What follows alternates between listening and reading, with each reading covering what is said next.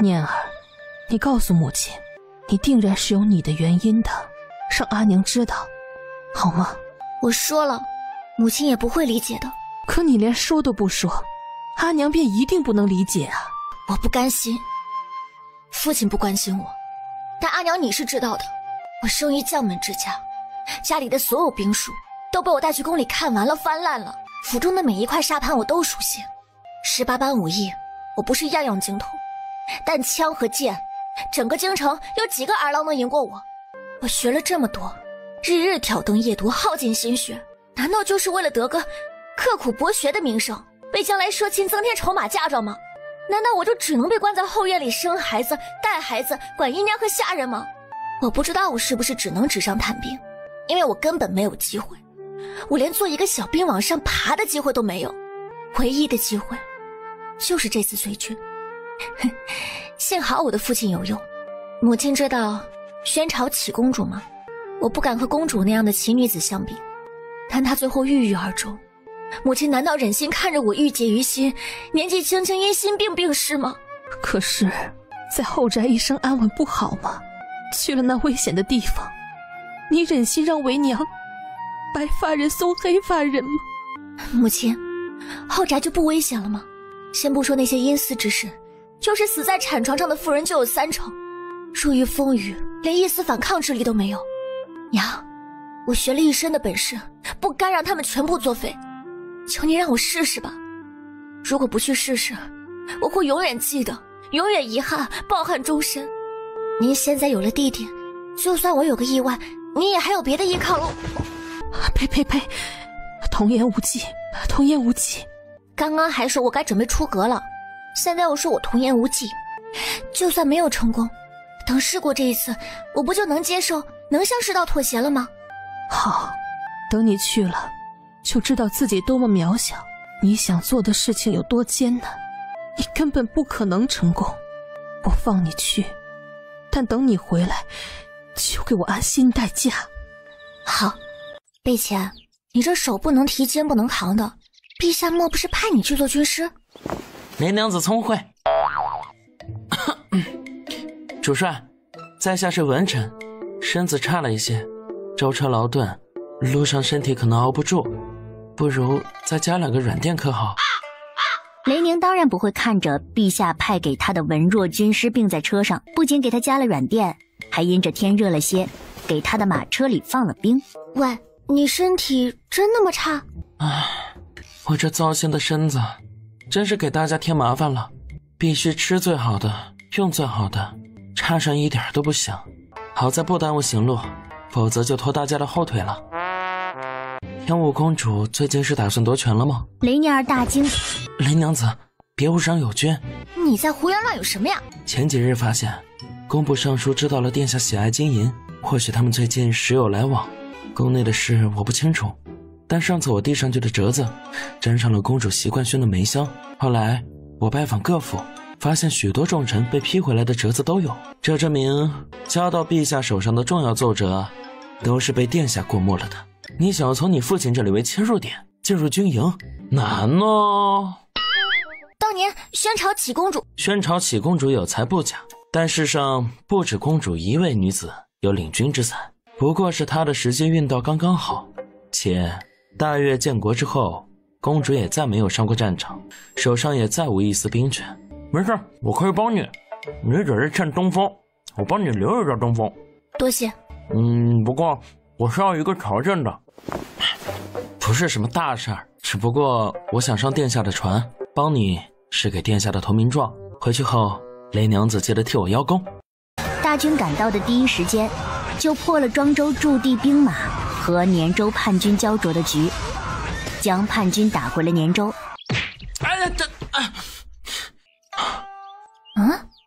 你杵在这儿干什么呀？军师难道有什么闻特别的东西的癖好？军师无语地站起来，在他耳边耳语了一番。军师得意地挑挑眉，拍拍屁股走向主帐。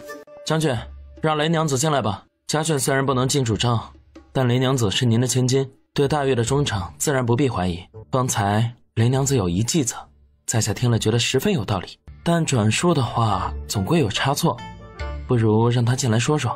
年儿，听说你有计策，军长种地，不要胡闹，快说吧。主帅，营地众将士的秽物都是怎么处理的？挖个大坑，走之后埋了就是。虽然耗费人力了些，但比以前不处理，然后暴露大军行踪来得好。我之前观忆古籍是医术一道的，大意为人受伤后，如果伤口处很脏，便很容易引发炎症，哪怕是一个小小的口子，也能轻易要了一条命。而人出宫的秽物又是最脏的，沾到了伤口上，就更是要命。雷娘子的意思是，让我们把那些秽物弄到敌军的伤口上。那怎么弄到伤口上呢？泼过去吗？这样也很麻烦呢。应当是涂在箭头、地刃处，伤到敌人的同时，便把那些东西弄进伤口去。这可都是好东西，赶紧收集起来。火炮里的碎石什么的，这么多武器都不够用呢，可别扔了啊。这功劳真安我头上啊，不太好吧？我出的损招多得很，不差这个。损成这样的还是难得，所以这可是你说的啊，到时候扣你功德，不扣我的哦。第一个起义称帝的女皇并没有撑多久，而回京请功的名单上出现了一个女孩的名字。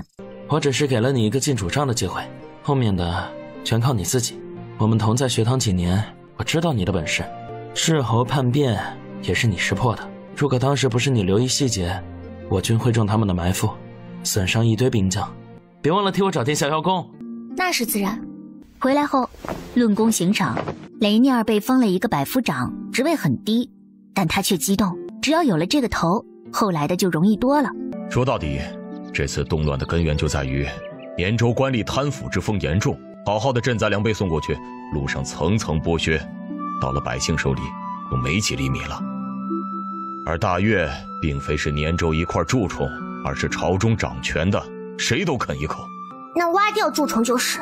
我知道蛀虫太多了，全挖掉的话，越朝根基不稳，江山危矣。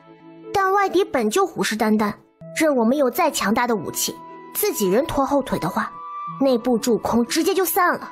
就像这次，要是起义发生在攻打突宁的时候，内忧外患的，朝廷的兵马足够调吗？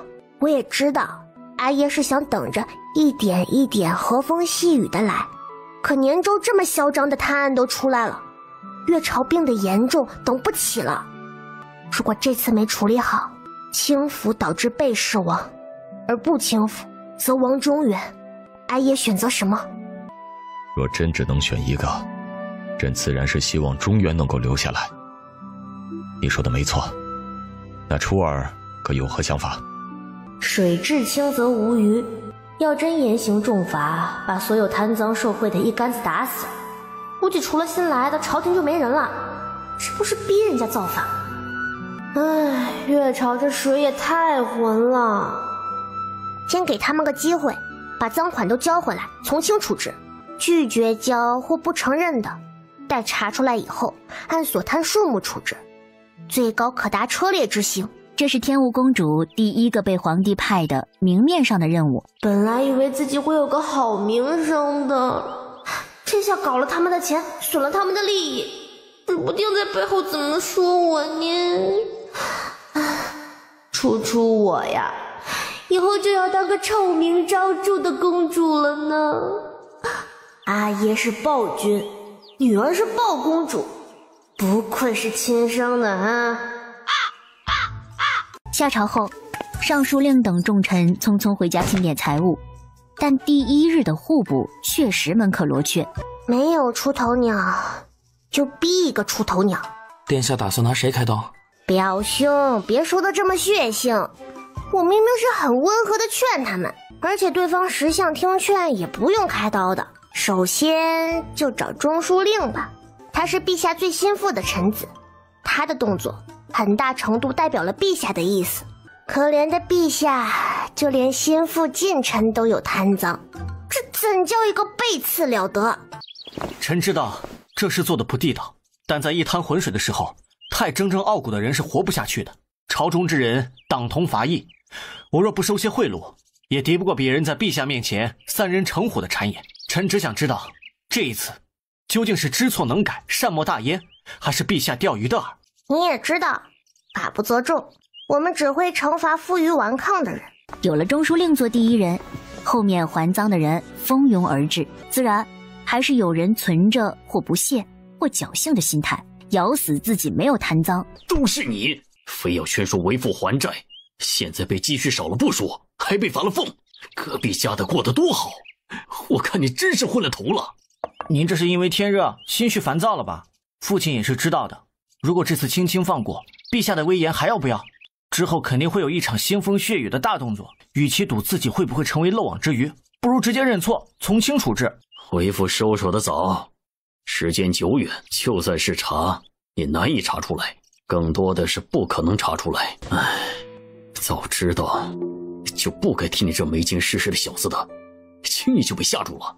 就算你从伯堂出世了又怎样？年轻就是年轻，经历的太少，哪像我们这些老头子一样久经官场啊。最近家里的用度确实差了些，但也是您贪污的报应，不是吗？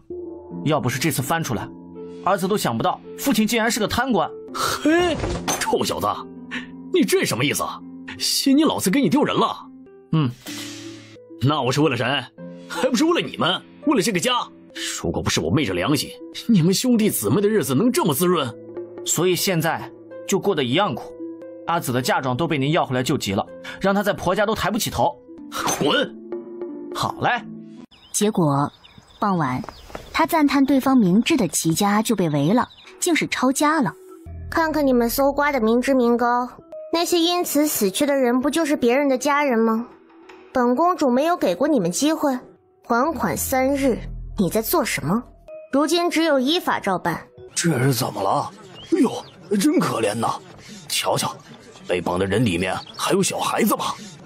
听说是个贪官，被抄家了。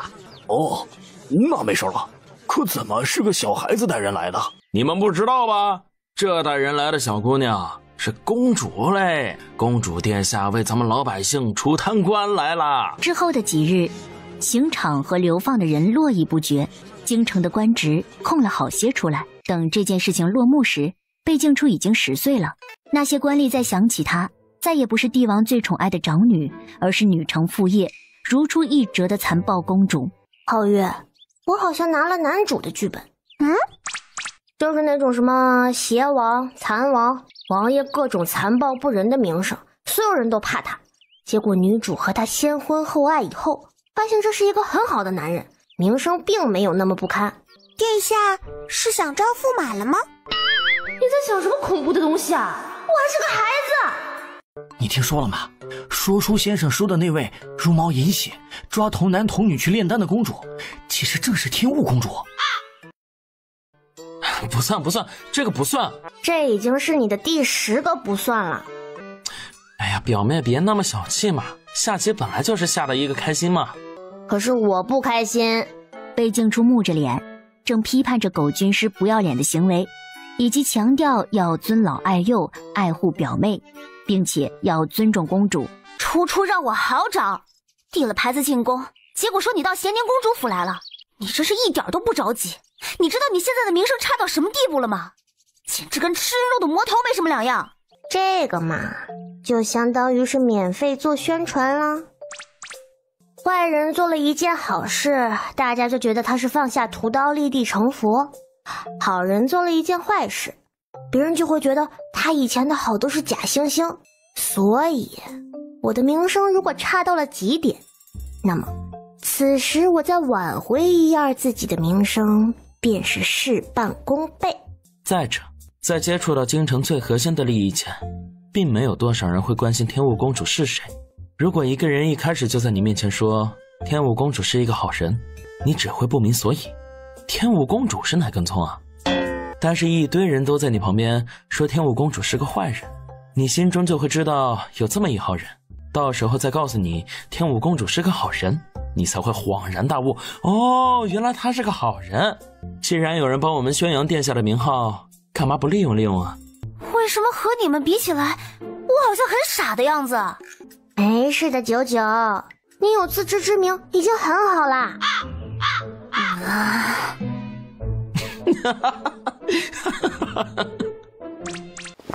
殿下，长公主请您留下用膳。陛下给我们姊妹们都派了任务，以后不能再当养尊处优、无所事事的长公主了。这不正是殿下想要的吗？是啊，这是我想要的，得来全不费功夫。可我不太开心，陛下做这些的目的太明显了，他要抬举他的女儿。那小丫头的运道是真好，她遇上了一个好父亲。可为什么我没有这种运气呢？我承认我有点嫉妒，如果当时阿耶也是这个样子，今日的天地就会换一圈了。殿下心中自有章法，你也知道自己出身皇族，比世上大多人都幸运了，这情绪什么的只能您自己控制。还是你最懂我。殿下想拉拢人，找乡试的前几名就好了，何必自己费力的一个个看举子的文章？各州府乡试前几名的是文史诗词样样皆佳的人才，这样的人值得拉拢。但沧海里也有遗珠，我只在乎策论和珠算，诗词书法什么的可以先放一放。比如我自己诗词就不好，这不是影响不大吗？也得给没有文采但聪明的人一点机会，是不是？乡试解元什么的定然有许多人盯上，要把他们收入囊中，开出的价码肯定很高。这种无人问津的小可怜才是捡漏的宝贝。名单上的这些人，你和贝前各自分分，去把他们拿下。姜太公钓鱼，愿者上钩，纯凭自愿，不予威逼。殿下放心，殿下的名头说出去，肯定马到成功。你还是不要太自信了。齐郎君是解元，才华不用多说，但科举3年一次，大约这么多州府，每次会出多少解元？您可千万别犯那恃才傲物的错，跟着对的人，走了对的路，你的才华才能落到实用处。天雾公主慧眼识珠，看中您的潜力，郎君要知道，千里马多的是，伯乐可就这一个。你要是不抓紧了，有的是人想要追随殿下。秦玉萍思虑良久，决定干了。今日无酒，在下便以茶代酒，敬您。愿为殿下马首是瞻。郎君诚意足，这是殿下送您的见面礼。秦兄，你也是被请来这里的吗？秦玉萍一时有点无语，合着天雾公主不是看中他，而是撒网式捞鱼啊。他就这样郁闷地回到了自己租的小草屋里。操！不被赏识的心情顿时消散。撒网好啊，撒网好，殿下不撒网，他怎么能被捞上岸呢？殿下能让我考上进士吗？否则我只是一个举子，不一定能坐上官位，说不定闲赋一辈子，对殿下根本没用啊。你想什么呢？举子也能做官，只是难升迁罢了。但你入了殿下的眼，害怕将来没有机遇。只要你有能力，功名高一点低一点根本不重要，好吗？殿下，他们好过分。怎么啦？是没招到人？不是的，殿下列了好长一串名单，撒网似的捞，怎么也能捞到几条。就是一些混蛋，对殿下有偏见，一听到是殿下招揽，就先骂女子不得聘祭司臣，有的说蛇蝎心肠，最毒妇人心，有的说为女子与小人难养也，骗奴婢不敢闹太大了，把他们全部押走，让您的名声越描越黑。有一点无聊哎，来来回回就是那几个词，有点新鲜的吗？读书人的造词功力不行啊。不对，也有写诗骂我的，好像有几篇文采还不错来着。真是太过分了。侯爷，您都找完人了？我可不像你，还忍着气耗着时间去劝一劝那些蠢货。对表妹有一丝不服的，当场就直接送客。成见哪是那么容易改的？确实皓月傻兮兮了一些，不过自己的小丫鬟自己忍着。这孩子是咋的了？我也没骂他呀。殿下最近是被太后影响开始信佛了吗？可是也没见您诵经祷告什么的，怎么总是拿着这佛珠啊？你知道经圈佛子吗？啊，反正就是拿个佛珠到处走，也不忌口忌色忌作孽什么的，就给人感觉很高深。佛珠这玩意儿是装逼利器，还是男主剧本够装逼。从今天起，我就是经圈佛子。被尽出。曲江池人多，前边一老妇人被挤倒在地上，被静初让人去扶，顺便去找郎中。姑娘，一会儿老婆子我自己去就行了。祭祀最重心诚，我想再给天雾公主祈个福。公主呀，受了太多委屈，本来是好好的惩治贪官、为民谋利的事情，被冤枉了2年。那戏文里都说了，公主殿下被百姓辜负，伤心得很，日渐消瘦，以泪洗面，茶不思饭不想。即便百姓以痛问候，她还是报以善良。唉，真是好一朵出淤泥而不染的白莲花呀！真能编啊！好，就这么宣传我，这钱真是没白花。娘，哎呀，不是说了不要随意走动吗？怎么我买个橘子你就不见了？你怎么样？平儿，是我摔了这位小娘子扶的我，咱们快谢过人家。殿下，这郎君是我们的人，秦雨萍被你安排做了门下左拾遗。小丫头最近不错呀，眼力劲越来越好了。请殿下安。入京2个月，终于有幸得见殿下真容。都是一个鼻子2个眼，有什么值得好奇的？我记得给了你们一笔钱财，怎么也不给老夫人请些丫鬟？殿下，京中寸土寸金，您给的实在是多，都够买个小院了。但买完小院就用完了，臣需等俸禄下发后，才能把仆从的事提上日程。我果然是个大方的老板，跟着我的属下都有福喽。殿下来曲江池边可是有何目的？凑热闹什么？我就不能凑热闹吗？殿下对下大方，是我等的幸事，但现在放榜的名额都还没出来，我们就被安排上了官职，是否会让您被诟病啊？臣觉得等放榜之后再定官职，是否更名正言顺？你说的有道理，但是秦郎君有没有考虑过一个问题？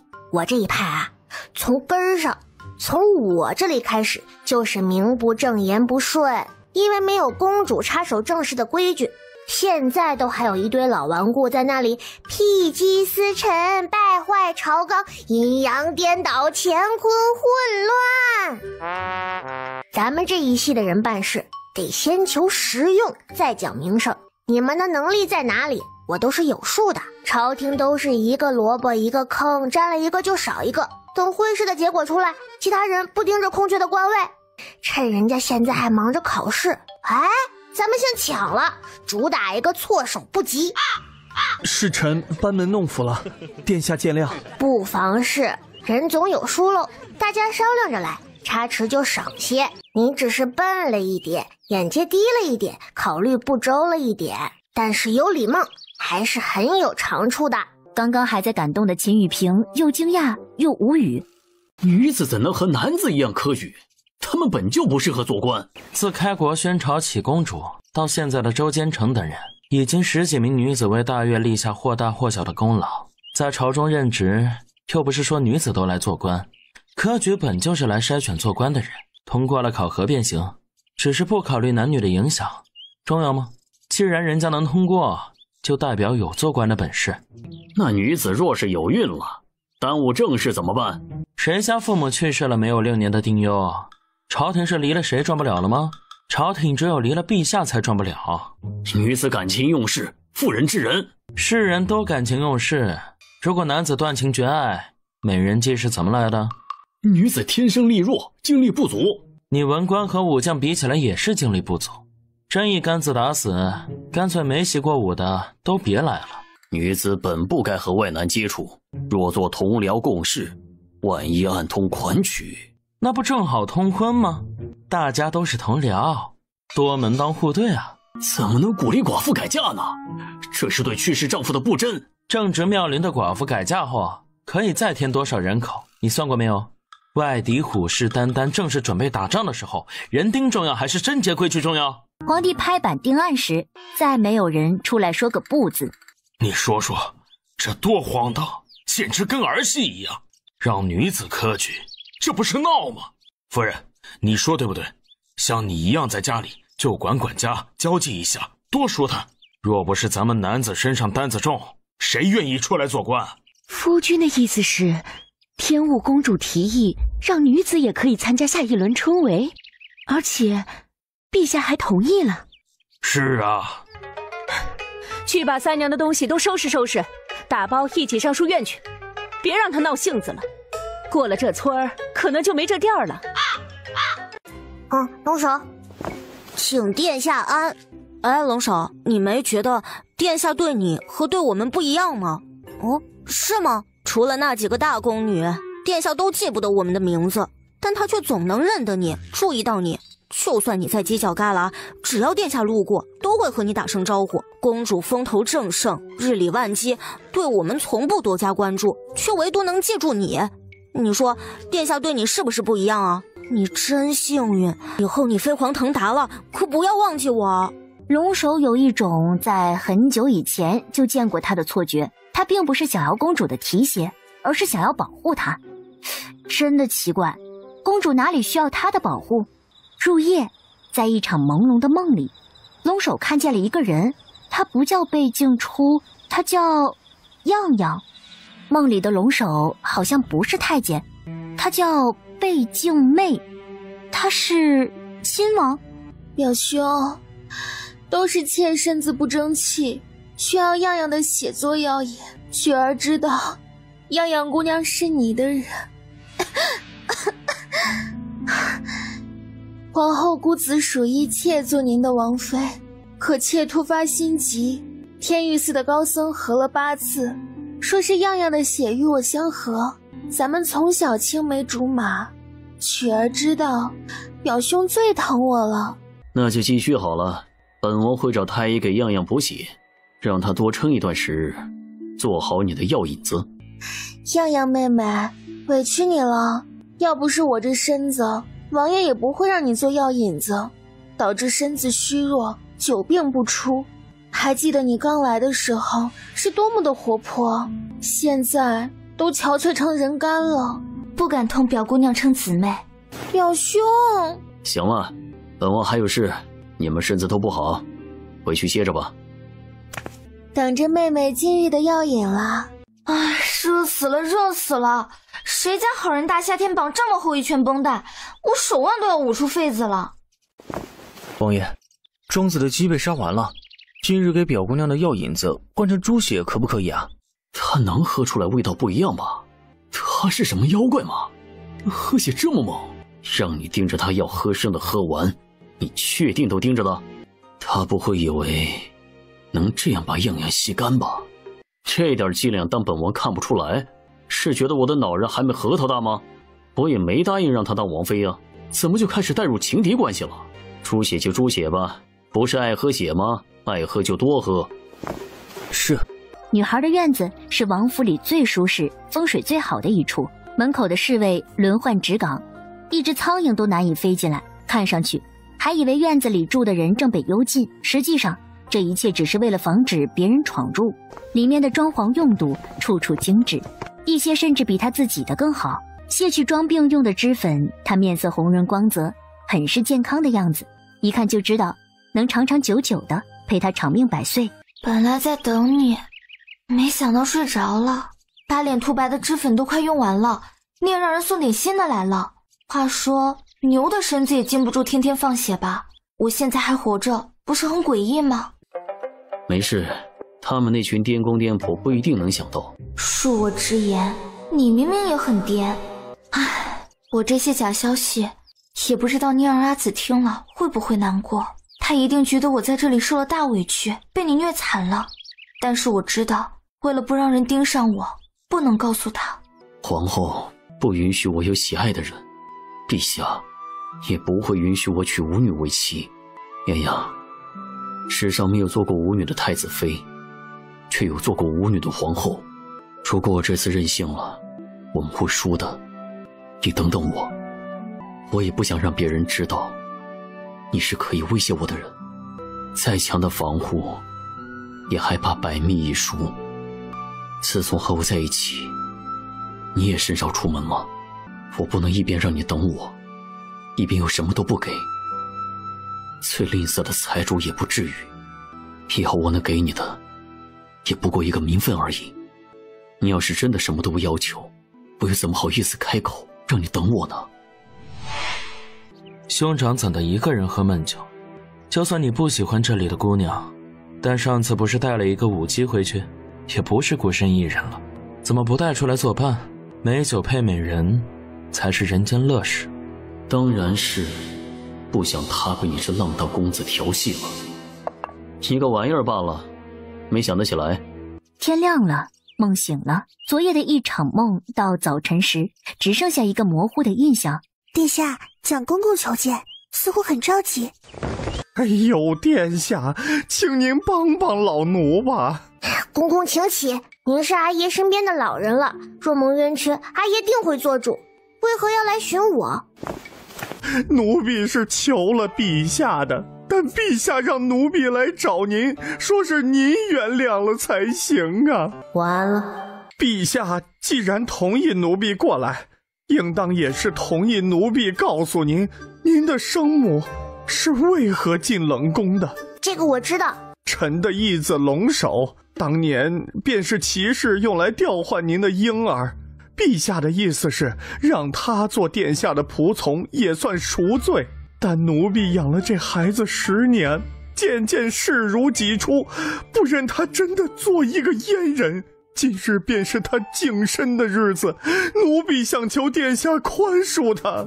当年他也只是个婴孩，殿下大恩大德，奴婢定然拼力相报啊！原来这么快就到日子了吗？10岁就阉啊！公公先去找人停手，让他们别动刀子了。我去找阿爷说。谢殿下。停手！停手！可怜我这老胳膊老腿儿，多少年没疾跑过了。你这小子突然找人给我传话，说是不想做太监了，把我累的哟。我生怕其他人腿脚不快，给你传消息慢一步，让你直接没根儿了哟。谢父亲。起来吧，别突然整这死出。哦，陛下那边虽然还没发话，但天雾公主去帮你求情，这种事儿上应是没多大问题的。公主帮我求情，这是重点吗？没有净身，你就不能在内宫待了，回去收拾你的细软吧。那边消息下来，你就立即出宫。正好了，你也难得才能回家一次，回去之后啊，也不用再伺候人了，在家里待着，长大之后和普通人一样娶妻生子，给阿爷生几个小孙子。阿爷，我有自己的想法，或许是科举、从军、经商，我当是有出路的。总之，不能在将军府做一个闲人郎君，等着阿爷安排的娶妻生子。切，随便，爱咋咋地。但求你给我想好喽，不要临到关头了才来通知我，你反悔了，知道了吗，小祖宗？哎，知道了，知道了。殿下，中书令到了。请殿下安。六皇子8岁了，听说在弘文馆也是难得的聪慧，受夫子喜欢，只是不如殿下当年无人能及的程度。比起您来，六殿下显然优势更大。他们和我比起来，唯一的优势不过是大越世道的偏见，但世道的偏见只是无数难关中的一项，只要克服了这点，中书令认为遇上其他的困难考验，我的弟弟们真的会比我更好吗？陛下也正是这样的想法。中书令，天子心腹皇帝近臣，按理说你应当对陛下忠诚无二是吧？臣自然对陛下忠心不二。撒谎！你对陛下的忠诚是有限度的，你不可能叛国，不可能谋反，但立储一道上，你却有自己的谋算。还记得我刚出生不久，2位阿兄夭折，你提议过继华元郡王之子为皇嗣，陛下没有记仇，也不是陛下告诉我的，是我自己记得。殿下的意思是？是，我记得婴孩时候的事情，还记得我被许少卿带出宫的时候，你掐我脸的事。哦，对了，你还说陛下是心脏的东西啊？你还说我年纪小，就算听了也告不了状。殿下，好殿下，求您忘了吧。那时你心中既有人选，必然就是和华元郡王达成了什么协议。从那时起，我就知道你有私心。许家出了个中书令，已是烈火烹油。你自身无法晋升，那你求的必然是改朝换代后的事，让你的儿女有个好前程。许家在您心中的位置也是不低呀。其实陛下也不是看不出来，只是他自欺欺人，不愿意相信。我猜你们当年在学堂的感情一定很好，就像我和念儿。阿爷登基既然是血雨腥风，你们定然经历过不少患难，甚至他将对另一个死去半途的愧疚也加到你身上。只要你没触及他的底线，他就不愿意怀疑你，审视你，责罚你。唉，许家现在有中书令，许少卿也封侯，盛极必衰，功高震主，再进一步有多危险，您应该也知道。所以我也不可能许诺给您什么东西，自然也不会要求中书令帮我什么。但若陛下做了什么重大的决定，希望您不要脑子一抽，做拖后腿的那个才好。当然，臣永远追随陛下的圣意。贝静初满意微笑，让皓月召了伶人进来，继续听曲儿。殿下，您看我家许承胄那小子有资格做您的正房吗？臣一定会教导好他，要有做正事的气度，绝不会沾酸吃醋，阻止殿下找别人快活的。臣也会盯着他保持好纯阳之身，严守难得，还会管着他练好身段。话说殿下是喜欢文秀些的男子，还是壮硕些的男子？实在不行，侧室也可以，但是总得有个名分吧。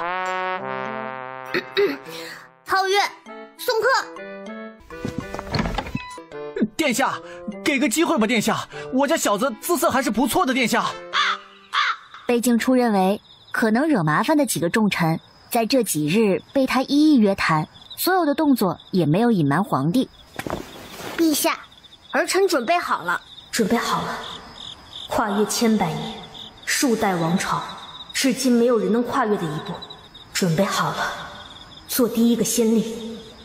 准备好了，面对先天的偏见，向世人证明能力比男女更重要。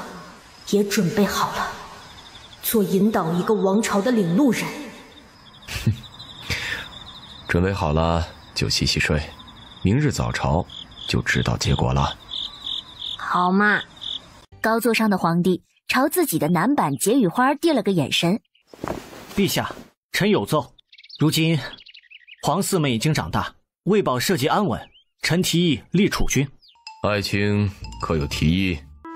臣认为立储之举不过是立嫡立长立贤，中宫空虚已久，便是长和贤来论。皇子中论长，应当是三皇子，但六皇子更为灵秀，二人皆是男权。可天乌公主却是既长又贤，年少成名，肃清朝纲，奇策百出。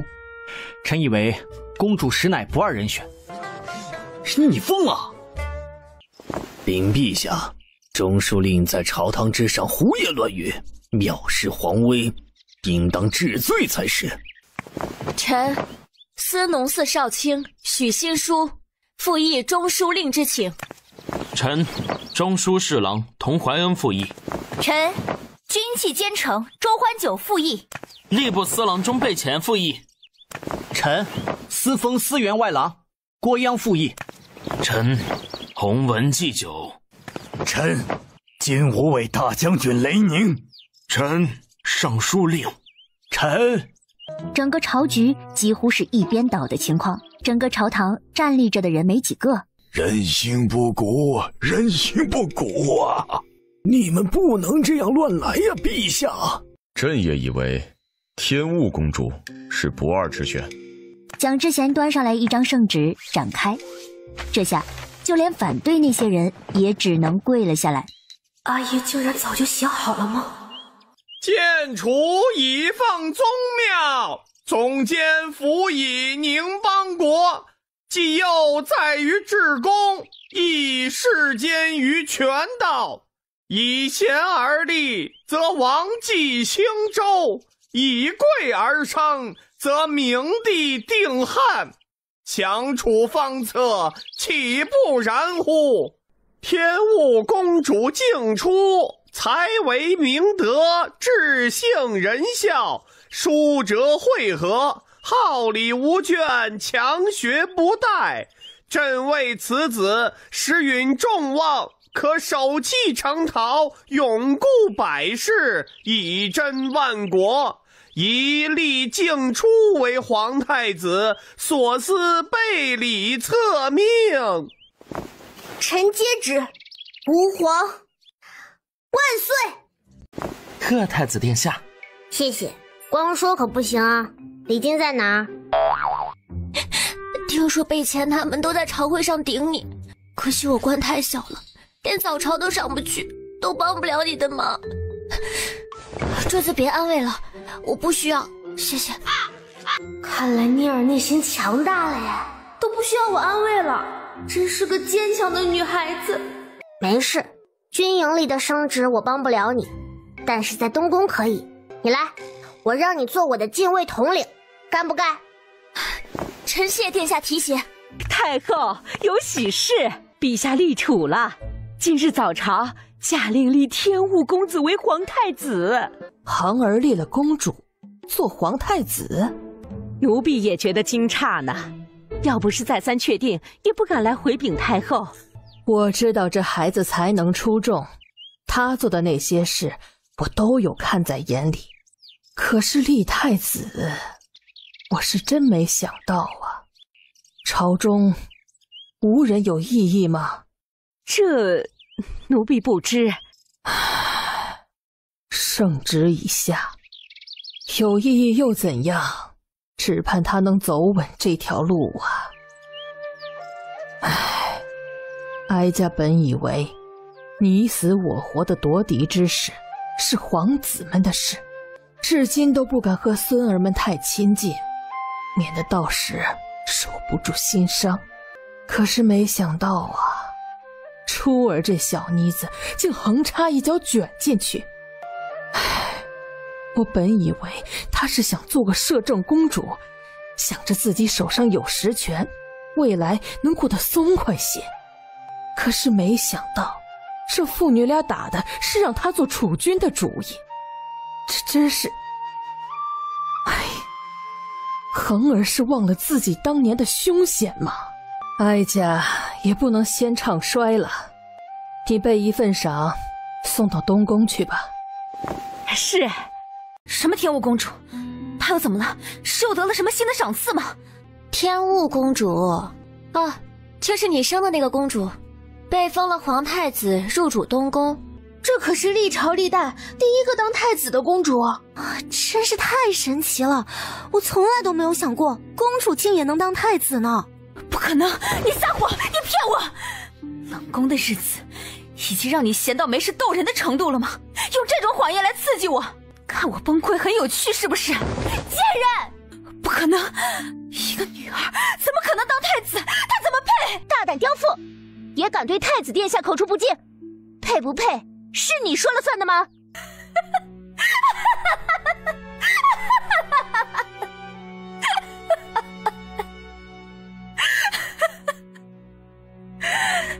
早知道，早知道！老天，你为什么要跟我开这样一个玩笑？殿下，冷宫里的骑士疯了。乖啊，乖，我女儿真乖。你和娘最亲了是不是？阿娘也是最疼我们囡囡了，所以等你长大后也是最孝顺阿娘，把阿娘当成最重要的人是不是？宝宝，你是太子，你是最出息的姑娘，乖。告诉你小丫头，我女儿可是太子，我是太子的母亲，你知道我有多尊贵吗？我是太子的母亲。你是不是后悔当时换走我的事了？你知道我被换出宫去，被扔了之后会遭遇什么吗？首先就是死。如果没有好心人收留，一个婴儿活不过冰天雪地中的第2天。我就算万幸被收养，也难遇到好人家，要么是童养媳，要么是为奴为婢，或许也会进入教坊司一类的地方，有太多不敢想的可能。如果我过上颠沛流离的一生，你会心疼半分吗？你不会，你只是因为我入主东宫，你与原本唾手可得的荣华富贵失之交臂，才后悔的，而不是因为心疼我。殿下，您别伤心，骑士不配做你母亲，为他伤心不值得。你实在伤心，可以，奴婢也可以给你母爱的。你背个胆！拜！再拜！而后，中书令起身，手持册案。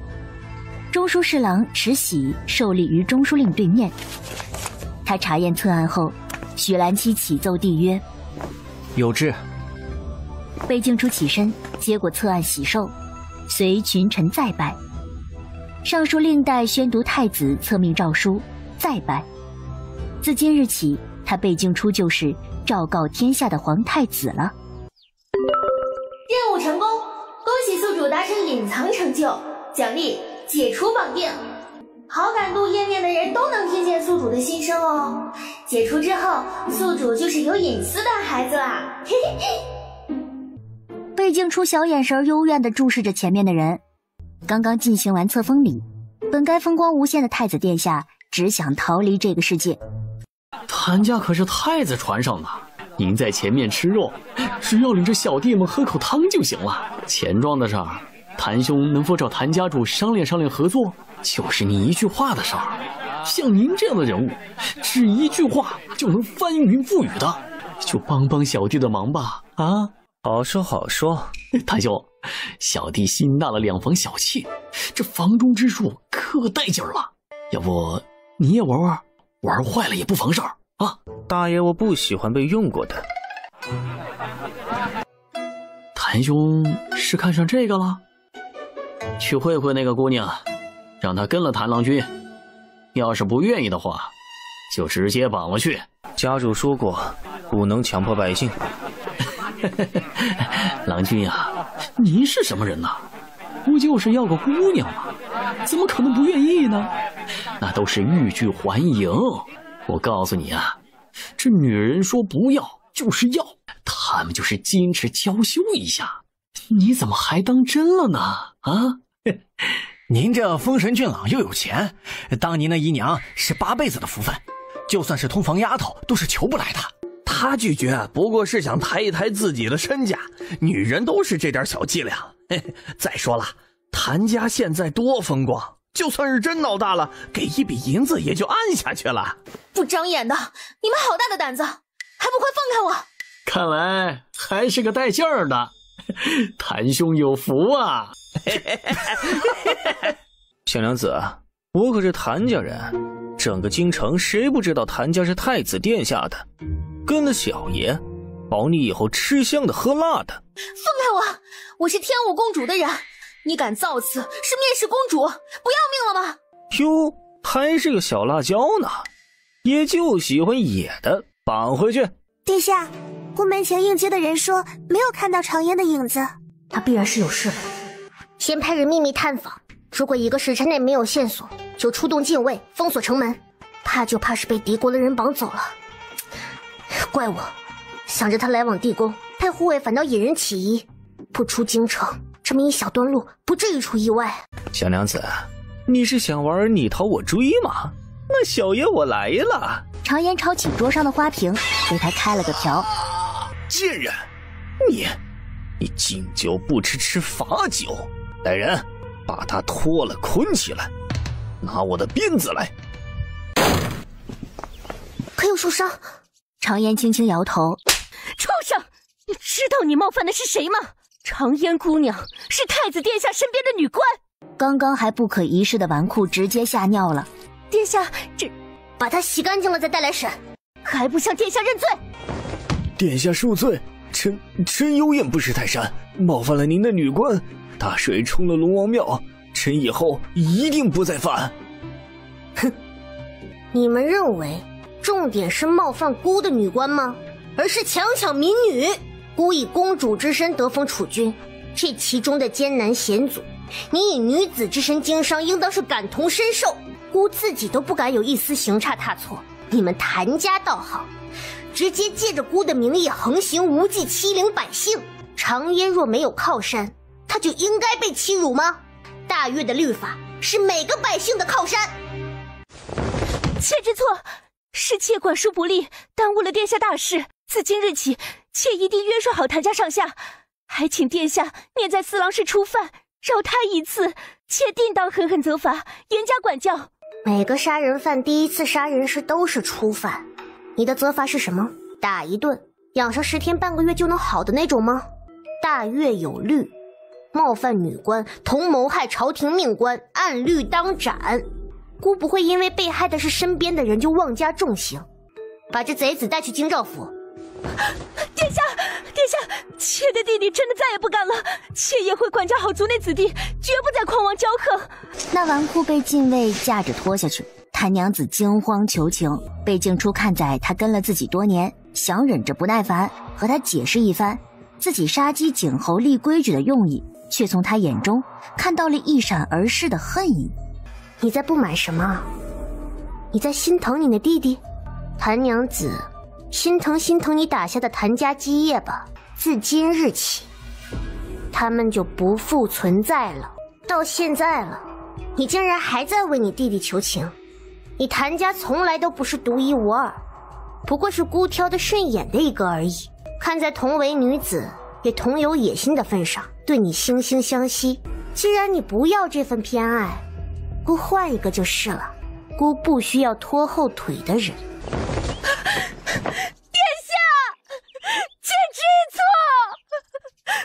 这谭家以前跟在太子身后吃肉，那是一口汤都不给我们留呀！看看那钱庄，多少人眼馋呢！他们简直就是做独家的生意。这下好了，金饭碗都能砸了。我老何这辈子都没见过这么蠢的人。咱们得记住谭家这次的教训，干什么不好非得强抢民女，和大越的律法作对啊！你情我愿的姑娘那么多，他们是找不到女人了还是怎么的？钱和势是保护咱们自己人不受伤害的，而不是去欺凌弱小的。做生意啊，最忌显摆，咱们要低调。你是姨父子，当年一家豺狼虎豹都盯着咱们，要是母亲生下的是个女儿，现在别说长家产，早就被赶到什么小院里自生自灭了。我的儿啊，让你从小女扮男装，辛苦你了。如果这次咱们投效成功了，有殿下庇佑着，你就可以堂堂正正的做一个娘子了。这次争夺定然激烈，咱们不一定有胜算。阿娘不要抱太大希望，做一辈子郎君，也好过一开始就被夺去全部家产。阿娘做的没有错。你想投效孤的原因是什么？说来无非是为了更多的利益。在答完后，何夫人却又败下。妾不敢犯欺上之罪，妾有一女儿，因家中斗争被办为男胎，殿下荣封储君，让女子走上朝堂，小女才有了可以恢复女儿身的希望。堂子，你看，是你说能力不足，经验不够，不能接手谭家之前管的产业，对不对？对，所以是在给你选帮手，对不对？对吧？既然是给你选帮手，你是该累一点，对不对？对。默生是个儿郎时，你们分明对他没有任何异议，他也一直做得很好，认真的学着，从没拖一点后腿，反而增过不少助力。为什么他就换了一副装扮，你们就异口同声的说不行，像是都忘了以前是谁对他满意的不得了了。他学着接手何家的生意，很多时候是也不好与外界接触，派的默生去谈，结果你现在说默生是个娘子，那岂不是和外男拉扯了个边？前面的事儿啊，我们就不计较了。陌生的名节都受损了，也没法再说好人家。何家也不是不能养他一辈子，把他送到道观里清修吧。既然长房无后，这长侍的位置啊，也该让给别人。这何家10年前还是年州的一个小商户，是我一点一点的带着你们壮大起来，一步步的走到了京城，在这里站稳脚跟。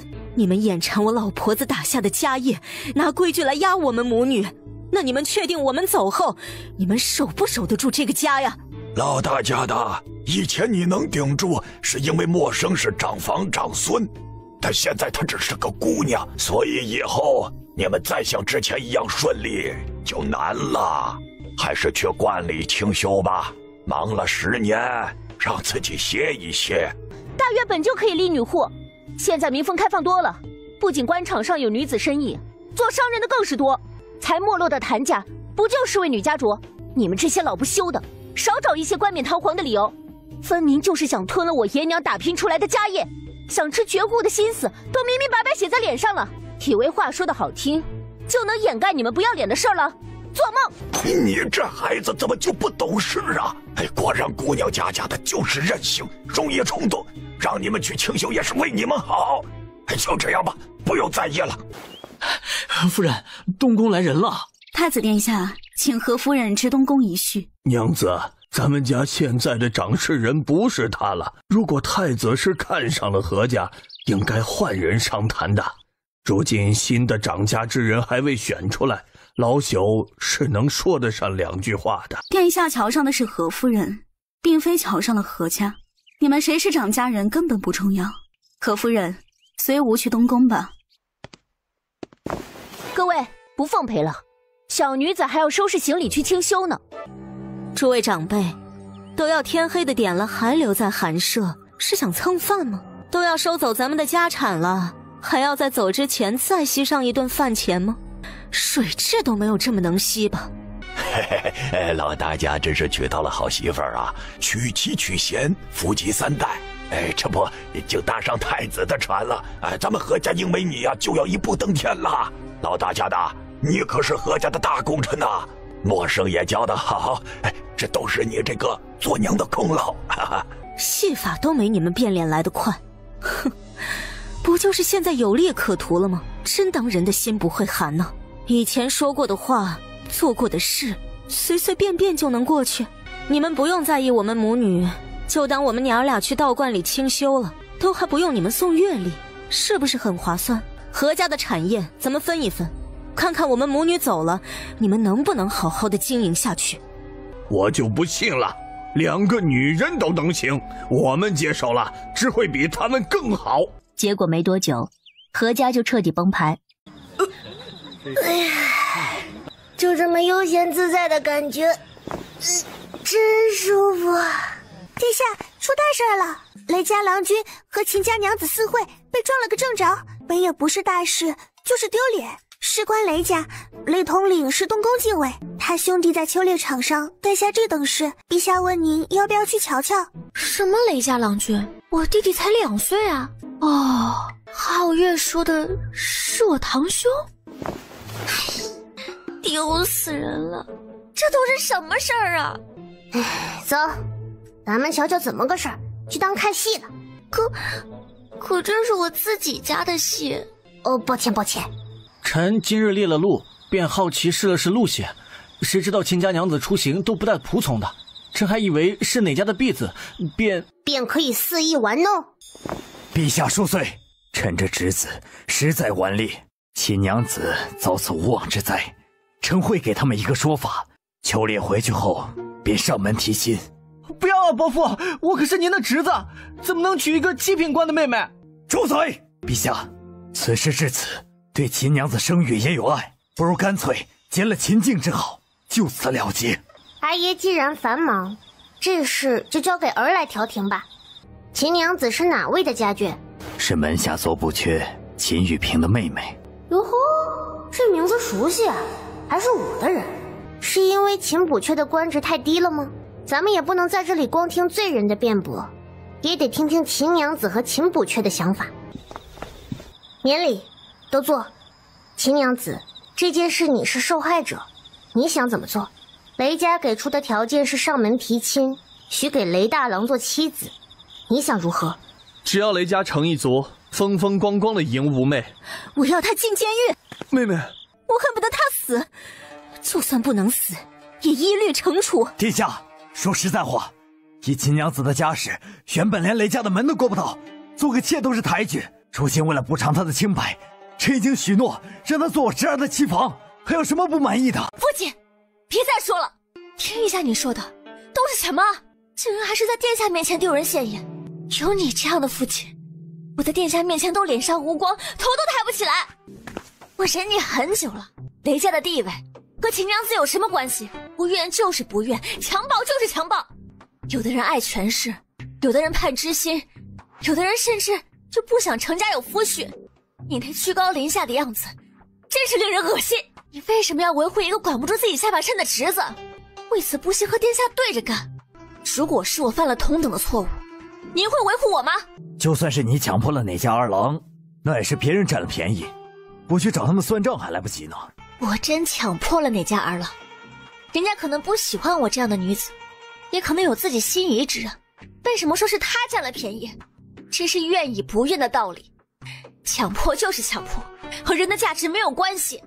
你不想堂兄获罪，可以商量、道歉，求别人原谅宽恕，而不是不可一世的批判人家。高攀了你还不知足。堂妹，我知道错了，淫辱妇女可是要做到一辈子的，我们是家人呐。妹妹，如今闹出这种丑闻，你日后还怎么找人家？爱谁谁，要是因为我受到伤害而介意的，也不可能是我的良人。殿下，雷家二娘子求见。男儿，他来掺和什么？让他进来。殿下万安。起来吧，二娘子什么事？堂兄之事闹得沸沸扬扬，妾听说殿下在这里审案，便想着来为殿下出出主意。殿下，秦家阿紫只是失去了清白，但堂兄可是要坐一辈子牢啊！反正秦娘子也挺坚强，没有寻死觅活什么的，何必做绝呢？殿下向来仁善，何不给堂兄一个改正的机会？哪里来的圣母病啊？说得很好，下次别说了，把他嘴堵上，拖出去。殿下，小女也是女儿家，怎么能让侍卫羞辱呢？雷二娘子也挺坚强，不会寻死觅活，不是多大的事，她都不在意，将军急什么？既然秦娘子不愿意，那这贼子就送到大理寺去，一律惩处。殿下，父亲，这是令旨，太子已经做决定，您是想抗旨吗？臣遵旨。趁着雷郎君还没进去，将军不如好好和自己侄子叙叙旧吧。你似乎不满意姑的处理方式。臣不敢。哼，你以为要不是在姑的门下，你妹妹被轻薄后，雷宁真会让自己侄子娶她，直接给你压下去，再给个妾室的名分，爱做做，不做滚。怎么，不信？我母亲是以妾室的名分嫁的雷家，当年也是以小官家的娘子，被他强迫后纳了的。当时他与第一任夫人还未成婚，但凡有些诚意，都可以直接娶妻。雷宁此人，并不觉得我堂兄的行事有任何问题，他们这算家风了。如果不是在秋猎这时，根本闹不到圣上和殿下面前，你们根本没有讲条件的机会。臣被好处迷了眼，以为妹妹可以富贵无忧，竟不识殿下好心，罪该万死。但臣方才也只是可惜，并无怪罪之意，一切荣耀由殿下带来，不敢有半分不满。行了，带秦娘子下去吧，你是她的阿兄，要好好开导她。是。殿下真是仁义。倒也不是完全的仁义。金吾卫大将军是阿耶身边的人，禁卫是皇帝的盔甲。我和你过从甚密，还有一层从小伴读的理由在，不算突兀。但我门下的臣子在和雷家结亲，和雷将军的关系太紧密了，不是伴读就是姻亲，父子相残的事情还少吗？阿爷是不怀疑我，我也不能上赶着作死啊。第二日的狩猎也不清静，旁边传来一阵喧闹声，一失控的马匹迎面朝着贝镜初狂奔而来。贝静初弯弓搭箭，一箭出去，风马的颅骨被射穿。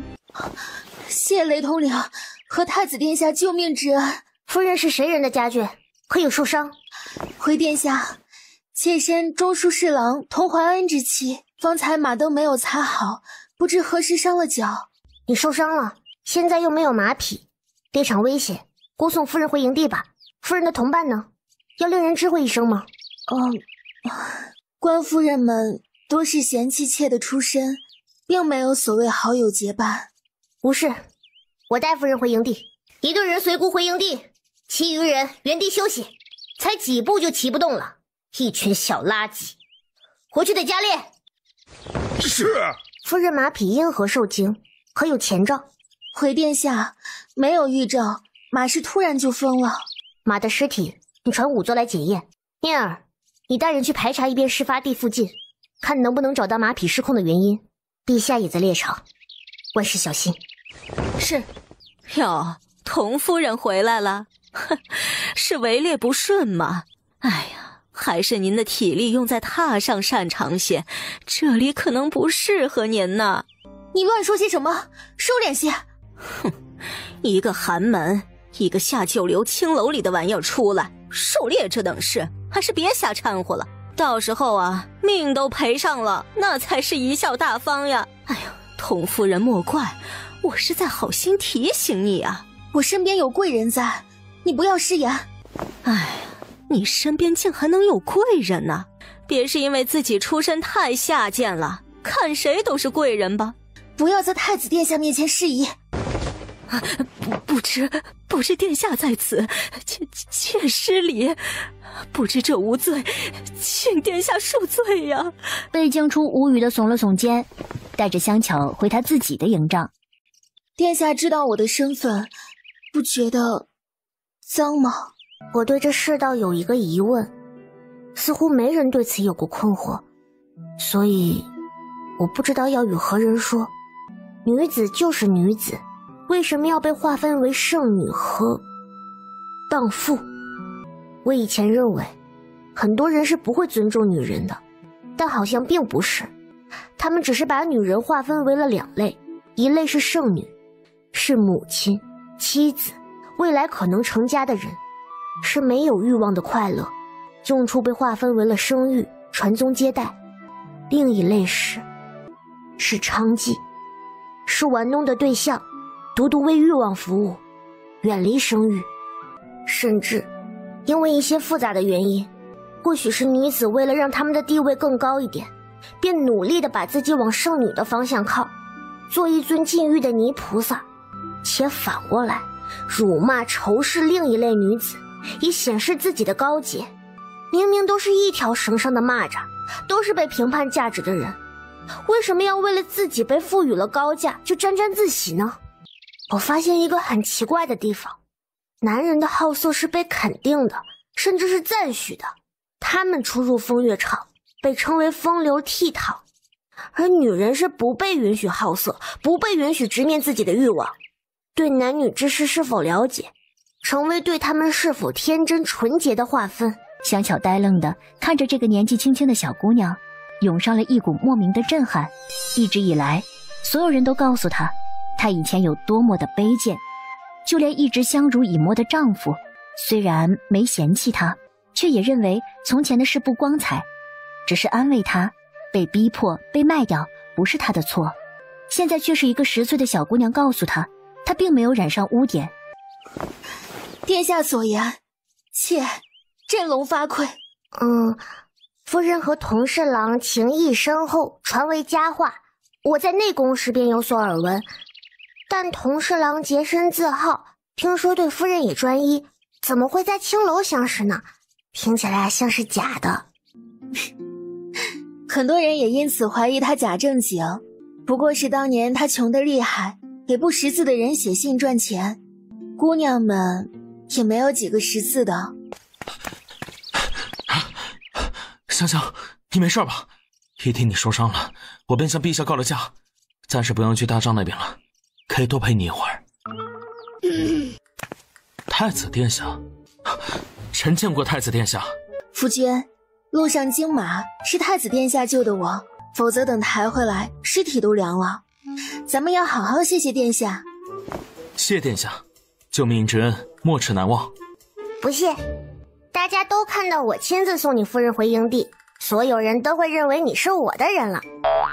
殿下，仵作说没问题。为防他撒谎，奴婢还找了3个仵作来验，但是方才人为和途经那一处，和童夫人一般经了马，不过没有遇到殿下这样的好心人，随从又不得力。好在人没事，从马上摔下来摔得不轻，抱着屁股在那嚎呢。但奴婢觉着嚎那么响亮，问题应该不大。我也觉得。殿下，马匹没有外伤，臣便查了饲料，也没有问题。但童夫人和贝钱都说，马儿路过那片地的时候，低头啃了2口草皮，臣便摘了些问御医，却说是没见过。去把附近令马儿发狂的草都拔了，然后留一些种到庄子上去。这件事不要声张，童夫人和贝钱那边我会去说。是。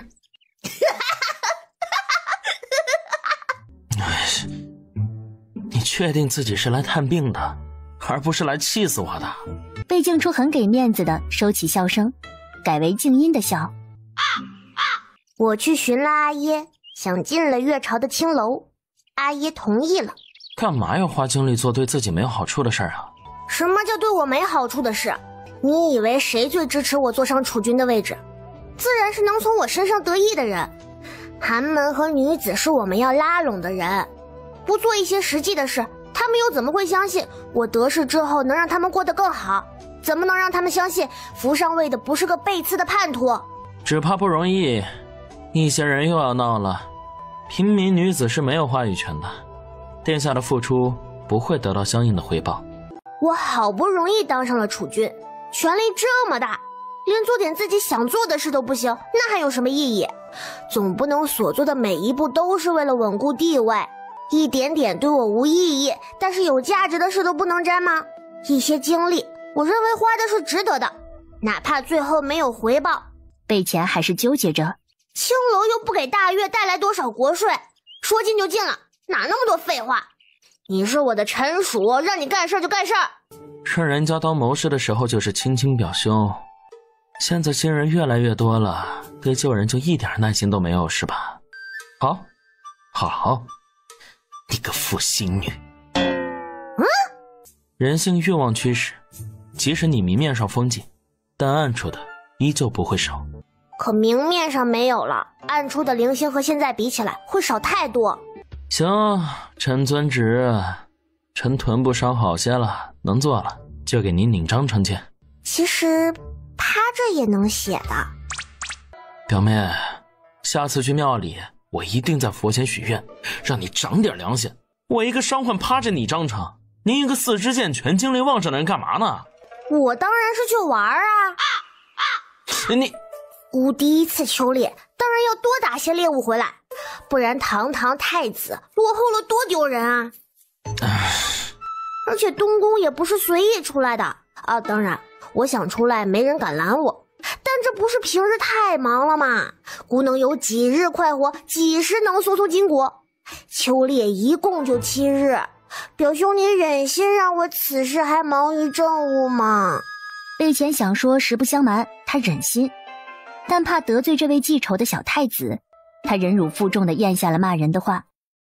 新庄胭脂本倾城，银壶娇凝折不尽，初为汉台小小影，标记连丝花海路。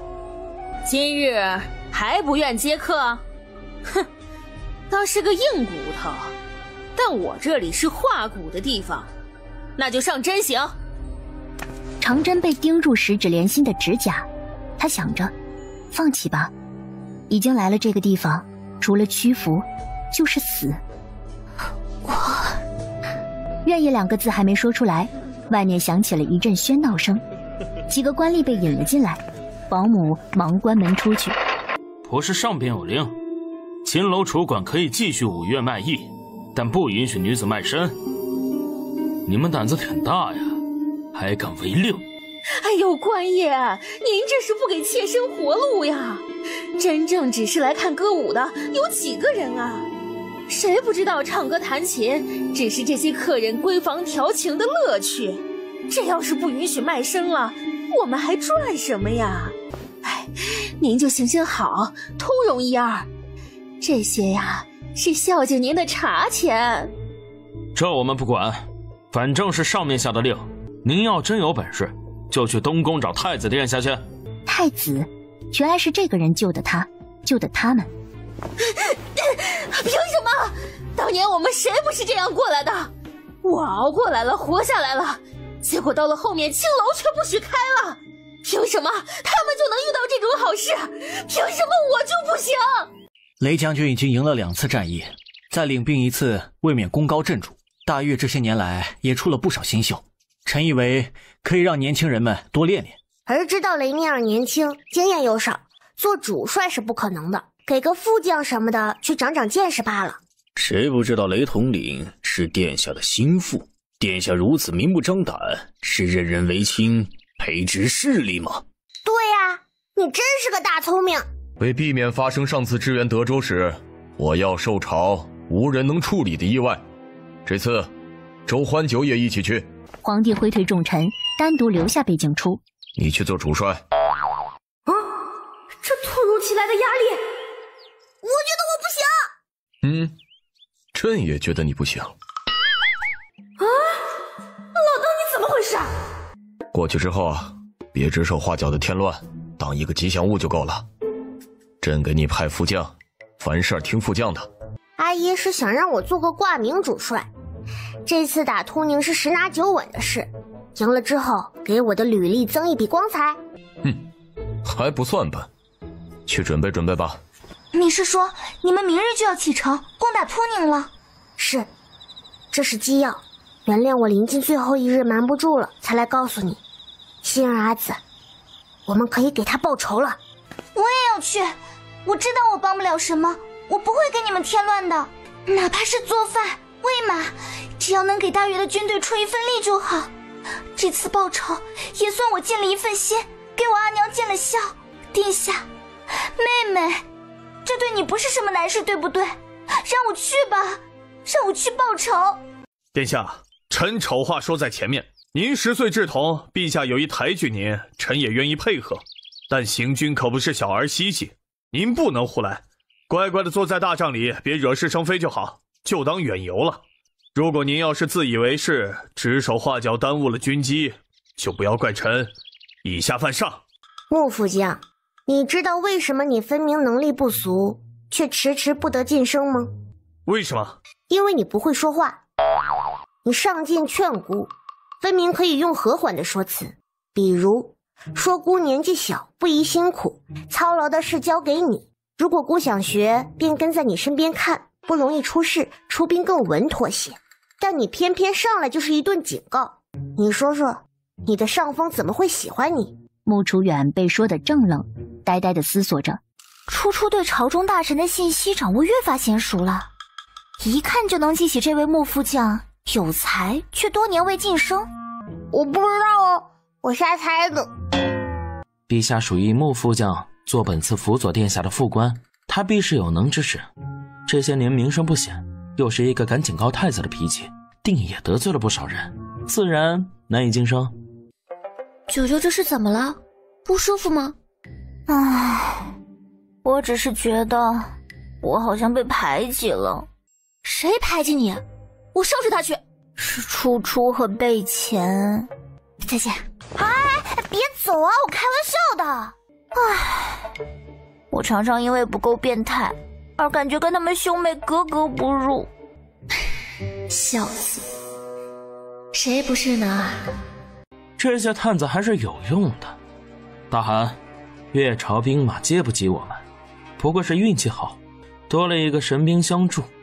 现在我们也有了，越朝的优势也就没了。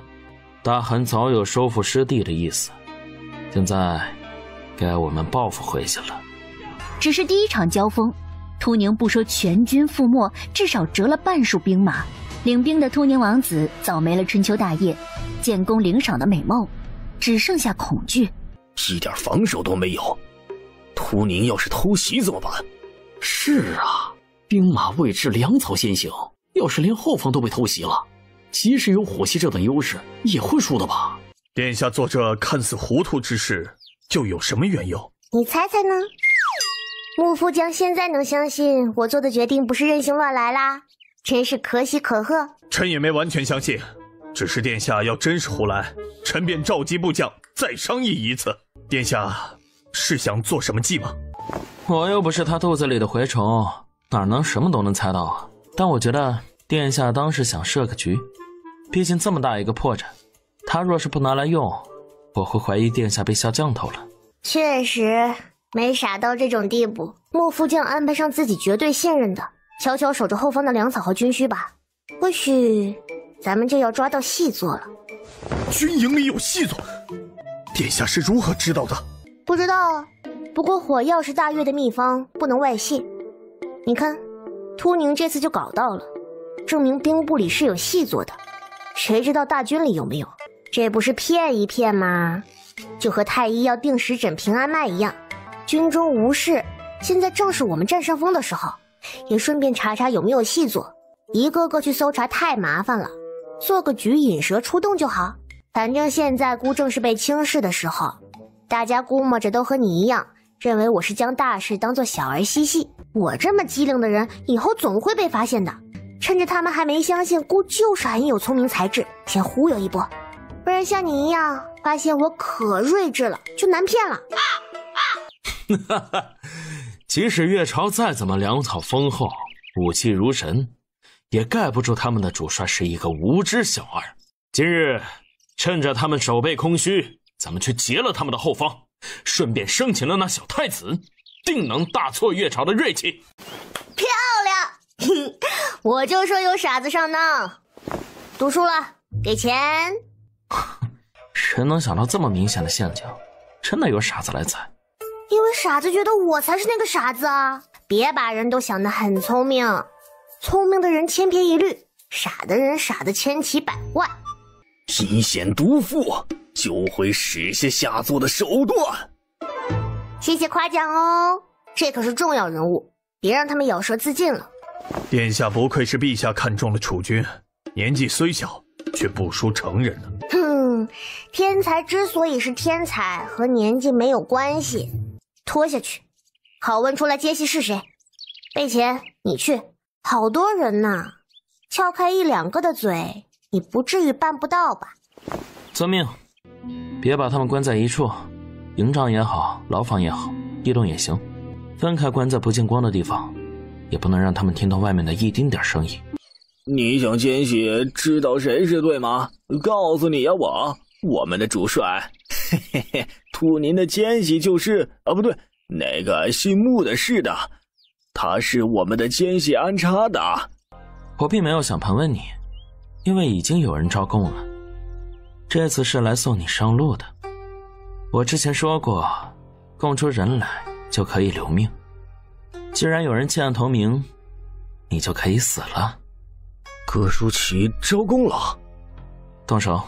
等等，我现在招了，还能不能留我一命啊？行啊，但愿你能提供些新的东西，不然一点用都没有。供出的两个名字是谢希和常云。也没什么有用的，葛舒淇早就交代了。你骗我！你骗我！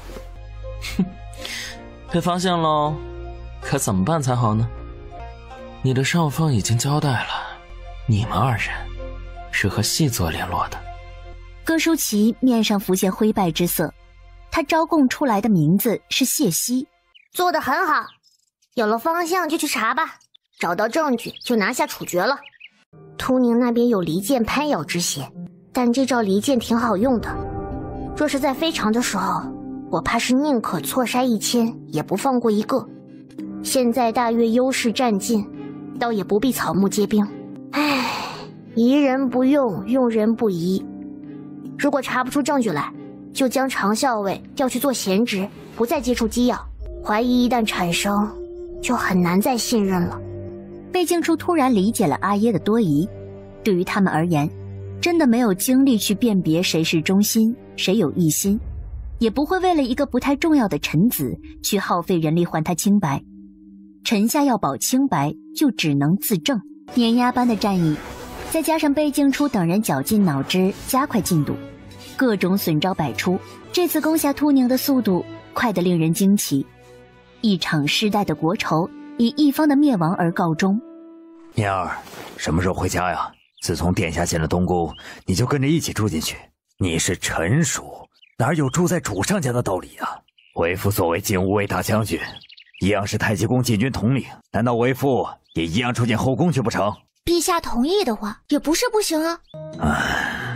那今日回家用膳吧。你娘吩咐下人做了一桌子好菜，庆祝你平安归来。想回去就回去吧，姑只是给你留个房间，又不是要你一定到东宫住，人家又不要你暖床的。辛苦念儿了，这次灭突宁，你和穆将军是太子的副将，想必出谋划策了不少，这活儿都是你们干的，但是功劳大头都安在主帅的身上，真是委屈了。天下本就是奇才，我们帮上的都是微末小忙，没有抢功之说。还有伯母在我阿耶府上住了3年了吧，堂子都成婚了，堂兄在牢里也算个归宿了，您还在这儿赖着，是准备住下养老不走了吗？念儿，你的规矩都去哪儿了？伯母是你的长辈，你如何能对长辈口出不敬之语？道歉！我说错了什么？伯母背后议论储君，忠义又在哪里？阿爷一向是最忠君的，怎么现在不管了呢？阿嫂啊，背后议论储君确实不该。念儿虽然不幸失礼，总归是为了太子而心切，你别计较，这事儿啊就过了吧。大好的日子，咱们继续啊！过不了，他一来就说殿下是无能无为，却好大喜功，抢夺下属功劳的昏主，不给个交代，这事儿没完。本就无心之言，你还要怎样？阿耶，要是现在有人说陛下残暴无能，德不配位，你怎么办？那当然是让金无畏把人抓起来去官府呀。你想如何？我想让伯母搬出我们家，回他自己平州的住出去。父亲，你是最重伦理纲常的吧？配伯父一人在平州重病，妻子不照顾，却在京城独身逗留夫弟家，又是哪门子的规矩？您的规矩可真灵活，都是用来压自己妻儿的是吧？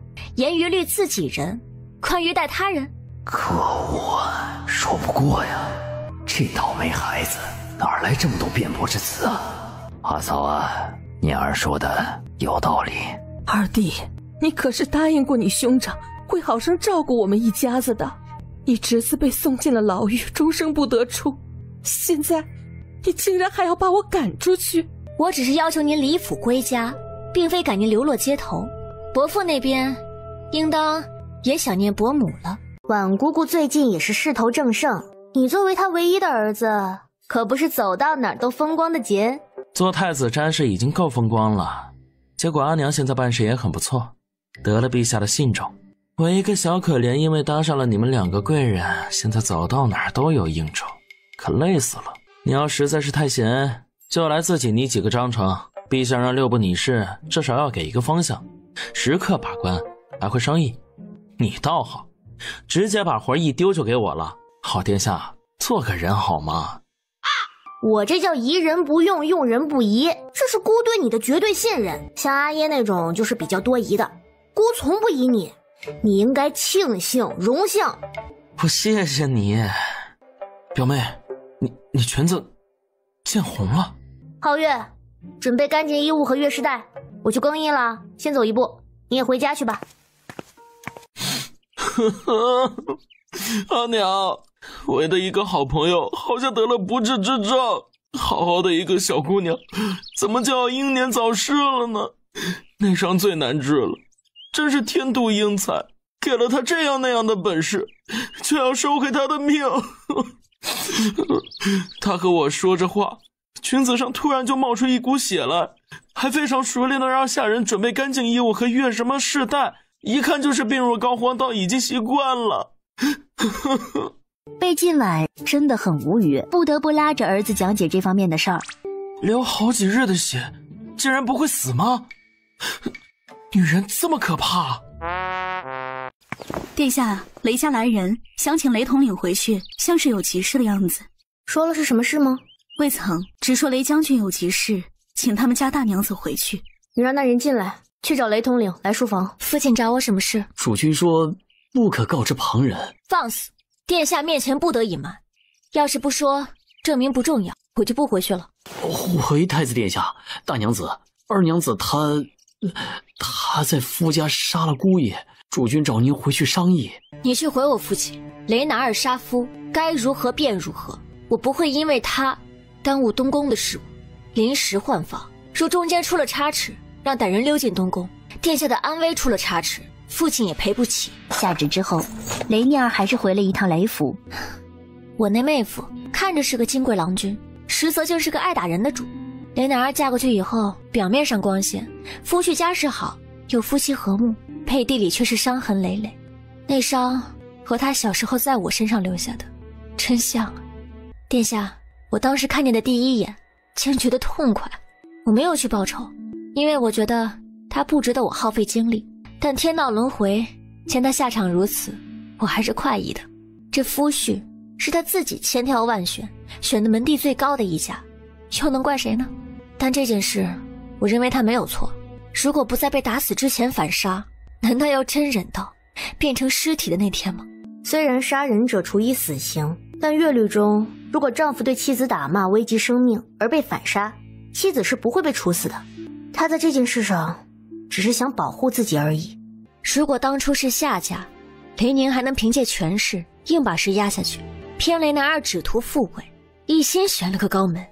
这下事闹大了，经赵府审完，该是什么罪就什么罪，轻判是他的造化，重判是他倒霉。我没有落井下石，就该感谢殿下给我安排的事太多了，来不及。你这句话是什么意思哦？娘本来也不是爱催婚的长辈，也信奉姻缘天定，人到了少年慕爱的年纪，思春是正常的。我这顺其自然，一顺就顺到了你20了。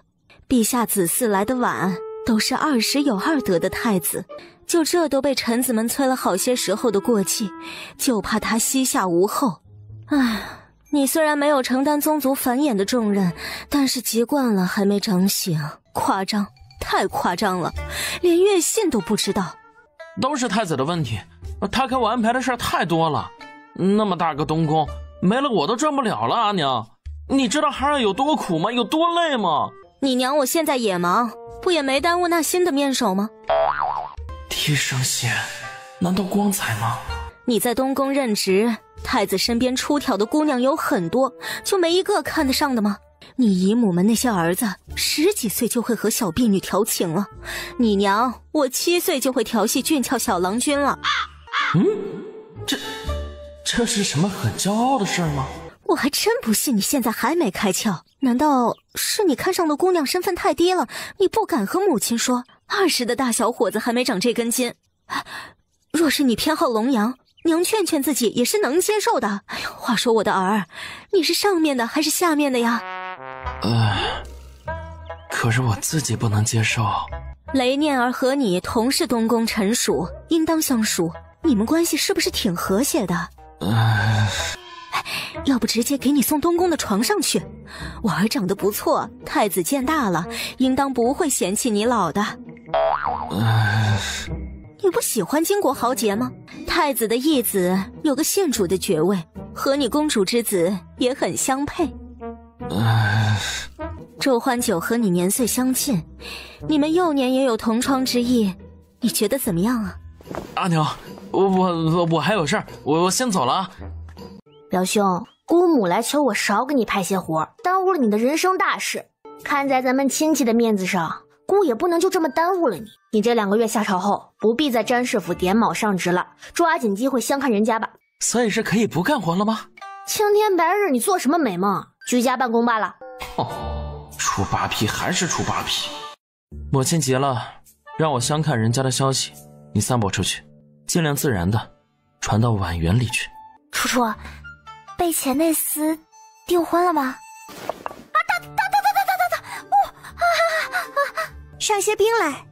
不是，只是有一个小婢女来和我说过，她和自己的青梅竹马本来是无话不谈的友人，但是在那人成家后，他的妻子便看不惯他们来往太过，不信他们是单纯的友情，觉得他们总是在暗中苟且，两人的关系便疏远的和陌生人一般，街上碰面了都不会打招呼。我那小婢女也理解，她说自己的丈夫若是有情谊深重的青梅，她也是不开心的，但是好好的一份幼时情谊就这么消弭了，未免觉得可惜。所以你要不我和他搭个伙凑日子吧。娘爷，你什么时候看上他的？都那么熟了，我们不至于闹矛盾吧？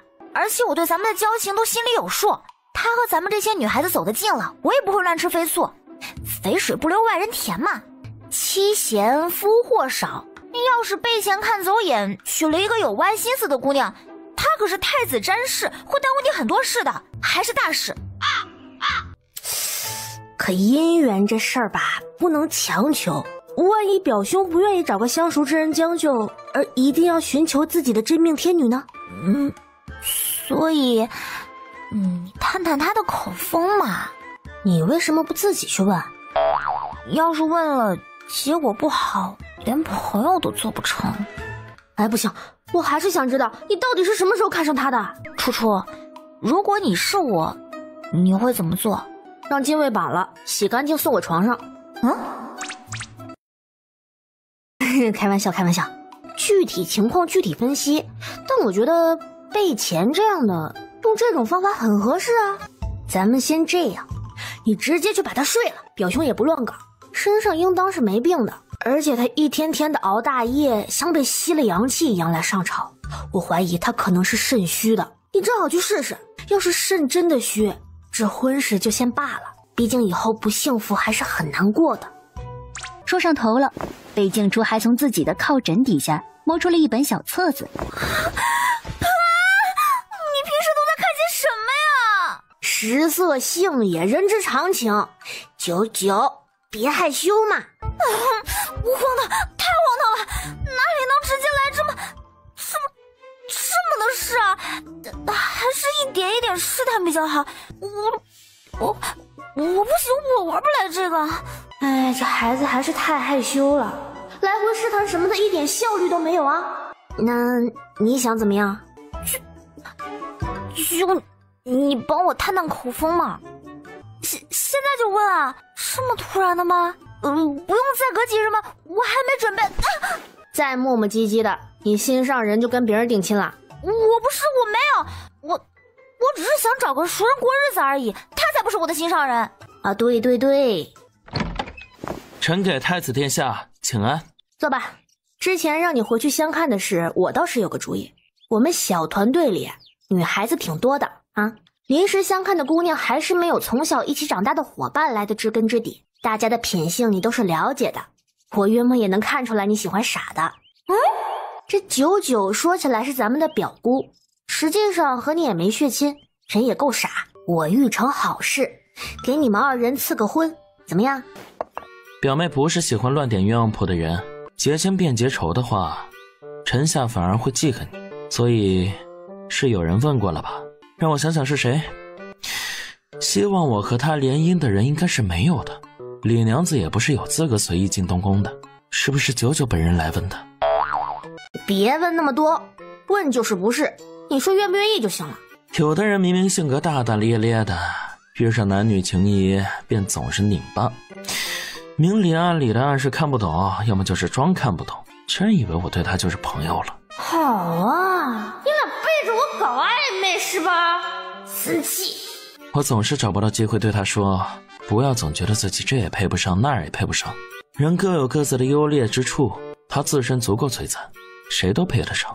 如果有人拒绝他的少女心事，也只是各花入各眼的区别，并非他不够优秀。我希望有一日能看见他勇敢一点。所以你明明也喜欢人家，你怎么不说啊？说得好令人感动哦。你也害怕自己被拒绝是吧？哎呀，然后你用相看的事逼人家先出手。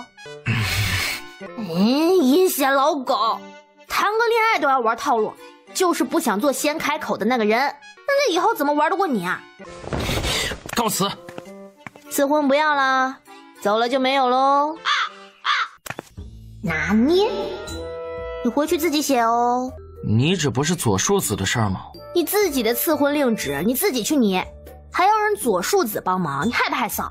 自己写，顺便借此表明心意。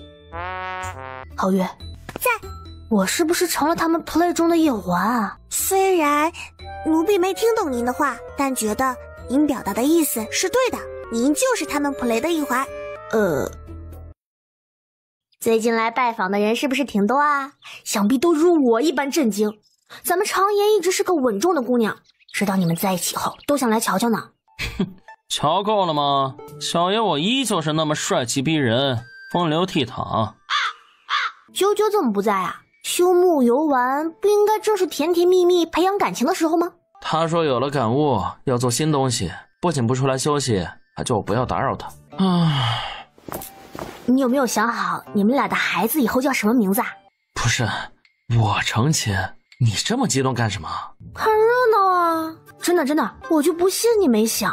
以你的性子，要是对谁有意思，肯定早就想好孩子叫什么名字了。宫里最近都没有小宝宝出生，小六都长大了，现在一点都不好摸。唉，等99有了宝宝，就又可以玩宝宝了。可爱的宝宝。我的孩子是拿来给你们玩的吗？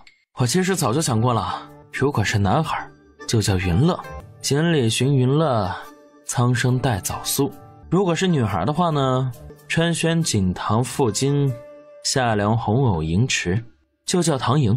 不过现在说这些还太早了，我人都还没娶到呢。太子殿下，我宁愿你是真来看热闹的。休沐，今日是休沐，为什么休沐日还要让我应付上峰啊？应付你就算了，你为什么还要带公务来找我？我要休息休息。魏静初都不太敢继续开口了，没有老婆陪的男人好可怕。殿下请说，臣定赴汤蹈火，为您排忧解难。这次你成婚，姑再给你加3日的假吧。何默生那边生意出了点岔子，现在需要钱来周转，但是我们的账早就投进了另一个生意里，留下的储备银子不够，两边都不能断。借点钱呗。被钱捂紧了自己的钱袋子。我倒是有一个办法，不仅可以交到钱，甚至不用还。要不哪天你偷偷带几个盗墓贼去把先帝们的陵给刨了，里面的陪葬品、金银什么的烧一烧，还会缺吗？我以前认为我已经够没下限了，是会遭报应的。现在看你还活得好好的，我安心多了。表兄，你有没有想过，你的祖宗我的祖宗好像都一样，所以咱们并非盗墓，而是啃老。虽然可以，但是不至于啊，亏些银子罢了，功德扣了难补的。殿下，这个庄子有些不对劲儿。你说，奴婢经过的时候看到了机关的痕迹，寻常人家也会在自己的别院庄子里建密道吗？明日他们回城后，你领着人来探一探，不要打草惊蛇。殿下，奴婢带着人偷偷潜进去，路上还有些机关，好在奴婢破解了，外面看着幽闭，进去深一些，却有人在路上看守。奴婢记得您不要打草惊蛇的吩咐，就退回来了。知道了，再探，带一份迷香去，把守卫熏睡着以后进去。殿下，是一条通往庄子外的密道，中间是一个放金银财物的库房，非常大。奴婢粗略看了一下，已经赶上钱庄4年的盈利了。咱们的钱庄营收是多么庞大，您是知晓的。难道是贪污吗？贝静初竟是松了口气。作为皇亲，咸宁姑姑至多被降爵，贝钱他们也不会受到牵连。海爷说了，你是男孩子，你已经13岁了，不能再牵长子了，只有妹妹可以牵长子，弟弟长大了不行。我就牵，有本事你打我呀！略！长子救命！你管管他！你们别闹了，乖一点，这是在外面，你们2人注意一下咱们家的形象啊！停！老子数3声，再闹给我回宫去！3、2。今夜怎么玩啊？带着这俩小屁孩，我是一点都不敢往人流里钻。这样和你说呢，元宵赏灯，贤明长公主便在山上做了100只灯树供宾客观赏。人家是发请柬，咱们初初自然是要亲自来请啦。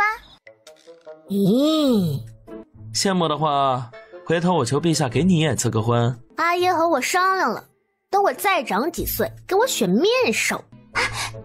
张子，我也可以选吗？你去问阿爷呀。不过我觉得他应该会同意的。张子，我也要选面首。你是选皇子妃，面首是男的。哦，走，念儿，先让阿紫，咱们上别处玩去。人家不知道多想过2人世界，咱们在这里杵着，比灯树还闪耀呢。哎呀，小孩子成个婚真麻烦，3书6礼，那急那争。前儿那孩子现在越发不着家，一有空就往婉园跑。幸好姑妹我身边不缺人陪，我真要是那等老实守着儿子的老太太，早被这个儿媳妇养的不孝子给气死了。哼，表兄找99去，你还自在些，别看姑妹嘴上抱怨，她要是真黏着你，你还嫌烦。玉混前几年幼帝登基，太后临朝，这几日收到消息，他们的辅政大臣和幼帝对上了。玉混内部一团乱麻，上次战事了结，休养了4年。趁此机会，朕有意出兵玉混，诸位可有异议？大约如今国库充盈，能人辈出，武器兵马也尽皆优良，万事俱备。臣等实在没有劝阻陛下的理由，况且机不可失啊。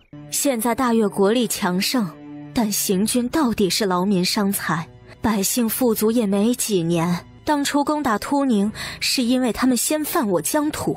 玉混不过是在边境劫掠1、2，在突宁被灭后也收敛许多。陛下不如待大越再积蓄些实力如何？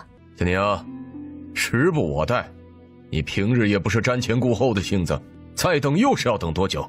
明日复明日，明年复明年吗？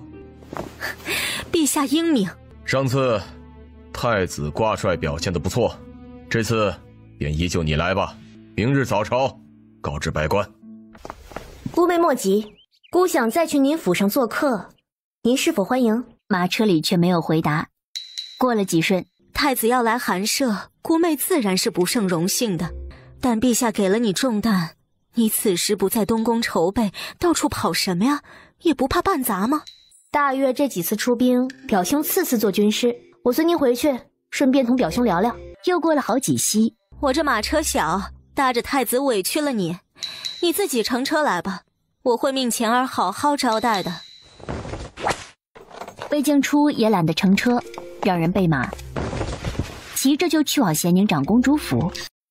你这2日来的也太勤了吧，我这儿真没什么热闹事儿啊。再跑勤一点儿，小爷要怀疑你是不是看上我了。99可是会吃醋的。出什么事儿了吗？你脸色怎么这么难看？说来听听，大不了招数损一点，总有解决办法的。备前，我一直视你为最信重的人之一，从无半分疑心，这你是知道的。我今日再信你一次，你可有做过一丝背叛我的事？如果你说坑过你没有，那还是有很多次数的。但要说背叛，绝无可能。发生了什么事？咸宁长公主有何异常？你发现过没有？母亲犯了何事？她犯了何事我还不知道，只是有异常。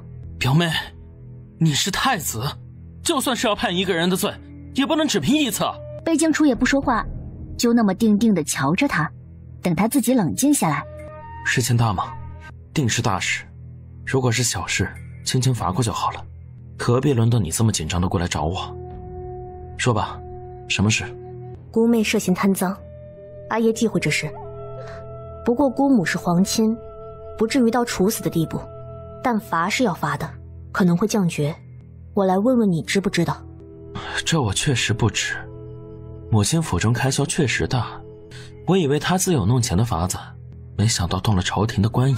暂时糊弄过去备前，他出去后直奔御书房，不知道那人什么时候能回过味儿去，告诉贝晋婉。贝静初不能确定备前是会帮亲还是帮理，要趁着咸宁长公主发觉不对之前，向阿耶请命搜查庄子的地下库房。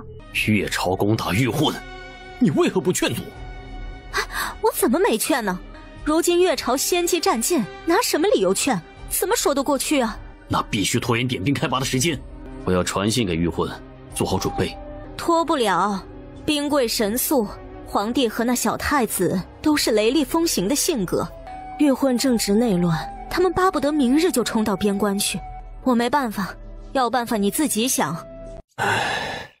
昔日鲁王，今日咸宁，竟无一不是狼子野心的货色。北京初不由想到自己的那些弟妹，她们一个个有的闹腾，有的安静，但无一例外，她一发火，小孩们就乖巧了下来，不敢造次，都是讨人喜爱的孩子。当初的阿耶看咸宁姑姑和鲁王是不是也一样的？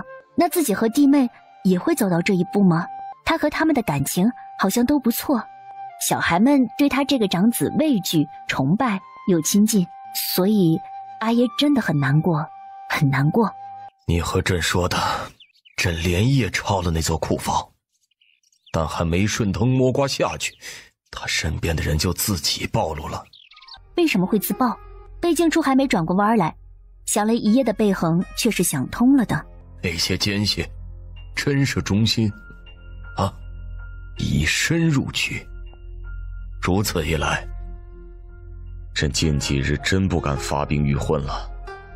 钉子不拔出来，还不知道肉里插了多少。为何别家的臣下忠心不二，奋不顾身，以命为自己的母国拖延喘息时间，朕身边却都是野心勃勃的豺狼虎豹？疑心重，朕又何尝像疑心重啊？稍微给一些信任，就被自己的亲生弟妹背刺一刀。一直到东宫的朝会上，最前面的位置是空的，明晃晃的碍眼。贝前呢？今日为何没来东宫？说完，贝静初才想起来，自己恍惚了。前战事大概是因为咸宁长公主一案被带去审问了，等过几日她证明了清白就能回来了。继续。太子，叛国之罪是株连九族的。咸宁长公主是皇亲，但詹氏作为她的子嗣，免不了死刑。殿下，殿下，散了吧。贝马，去大理寺。堂妹，殿下，我们也想去探望。不行，大理寺狱是关要犯的重地，我是太子可以进去，除非有陛下手令，不能带人。你们要我带话吗？我会转达的。都是从小长大的朋友，有什么话没说完呢？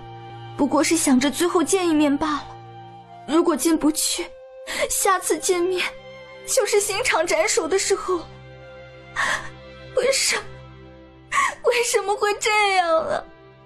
堂妹，我是不是在做噩梦？我们才过完元宵夜，贝前才和九九定亲，他们马上就要成亲了。我还以为我能喝喜酒了，怎么偏偏咸宁长公主就犯了叛国之罪？别哭，还没到山穷水尽的时候呢。贝前于大越立了许多次功，又是阿耶的亲外甥。对了，亲外甥，他也不是咸宁长公主的亲生儿子。如果改回广德长公主名下，或许就不用被处死了。太子，前儿和你交情好，你最得陛下喜爱了，一定要救救你表兄啊！你让我们进去看看他吧，这天牢我们都进不去，你让我们进去吧。抱歉，姑妹，我没有这个权利。与其在这儿等着，不如进宫求阿耶，拿他的手令。陛下正在气头上，我有些畏惧。你走，进宫。怎么回事？咸宁长公主已经是万人之上了，为什么突然就被安上了叛国罪名？楚楚，是不是有人诬陷啊？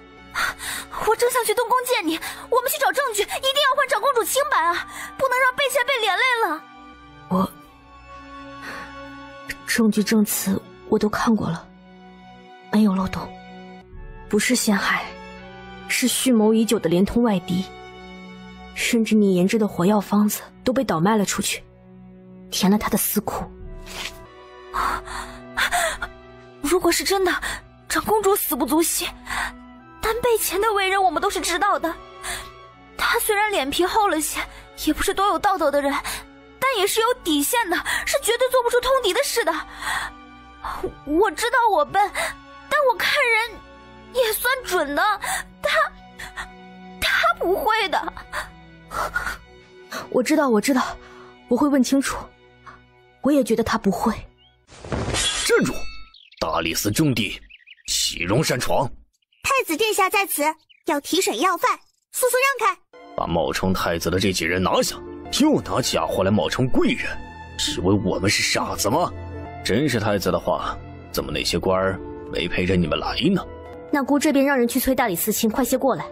装的还挺像啊，想逃？没门儿！还是乖乖束手就擒吧。敢冒充贵人，就要有被抓的准备。大胆！住手！尔等竟敢冒犯储君！无事，证明大理寺狱看守严密，你们例行公务，只是眼色差了点，但尽忠职守，各赏黄金10两。牢房开一下门，姑有事问他。殿下金尊玉贵，不可和囚徒共处一室，属下官难以从命。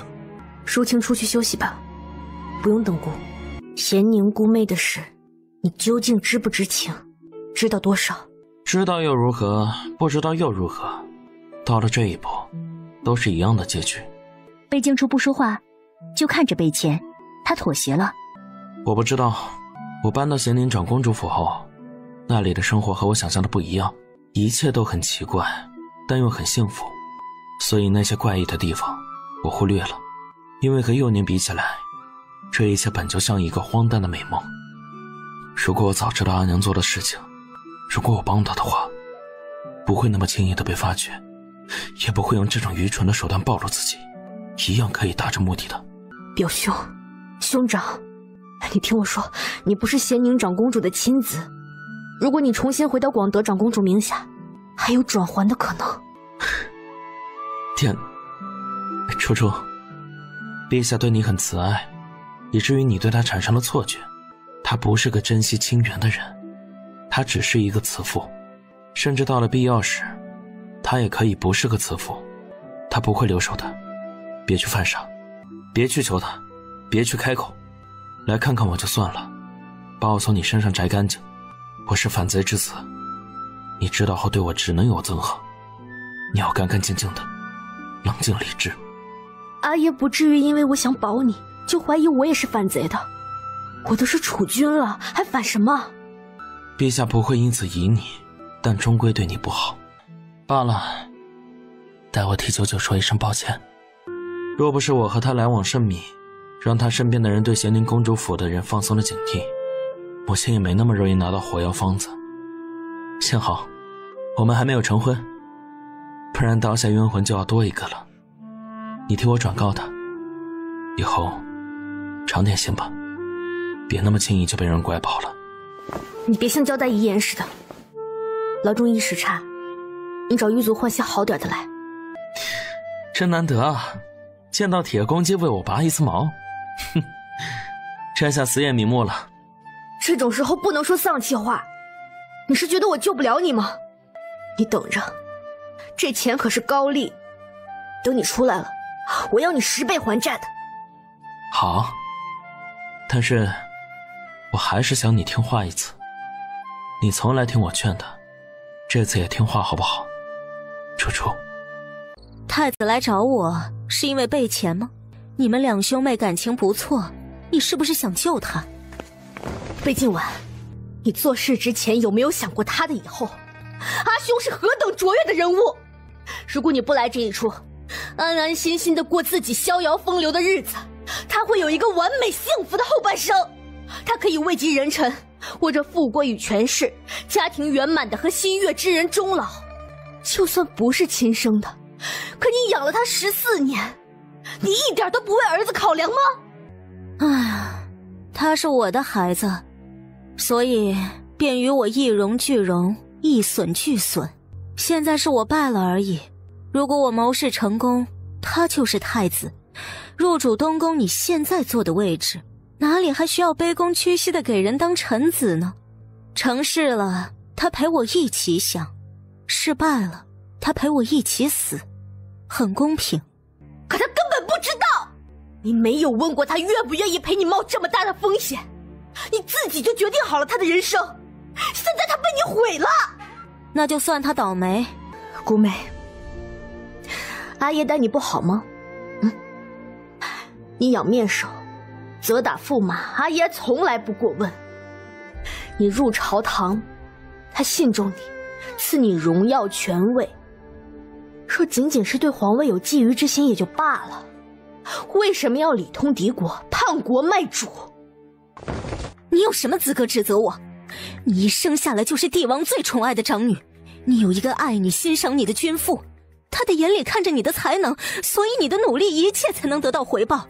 他护着你，给你搭一条登天梯，你只需要努力的往上爬，你的每一分努力都能换来成果，你的每上一步台阶都会被人看到。而我有什么？只有一个古板愚昧的父亲。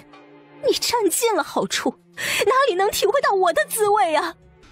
但是你也不能卖国呀，自家人斗是自家人的事，怎么能当叛徒呢？想要留住贝钱的性命，现在有一个方法，我去求阿耶，将贝钱改回广德长公主名下。你若对阿兄还有一份母子之情，求你配合一点，放他一条生路，写下这份断绝书。贝今晚睁开眼，缓缓地伸出手，接过纸笔。他背过身去，在纸下写下断绝母子关系的文书，咬破手指，用指尖的血盖上手印。贝静初接过文书时，咸宁长公主依旧神色如常，只有纸上一点晕开的墨痕，留下泪水的痕迹。你告诉钱儿，算了，什么都不必说了。太子，姑妹谢谢你留住她的命。我九泉之下也看。哎呦，我的殿下哎，您怎么这个样子就来了？可是出了什么大事了？公公，我要见阿爷，阿爷有空吗？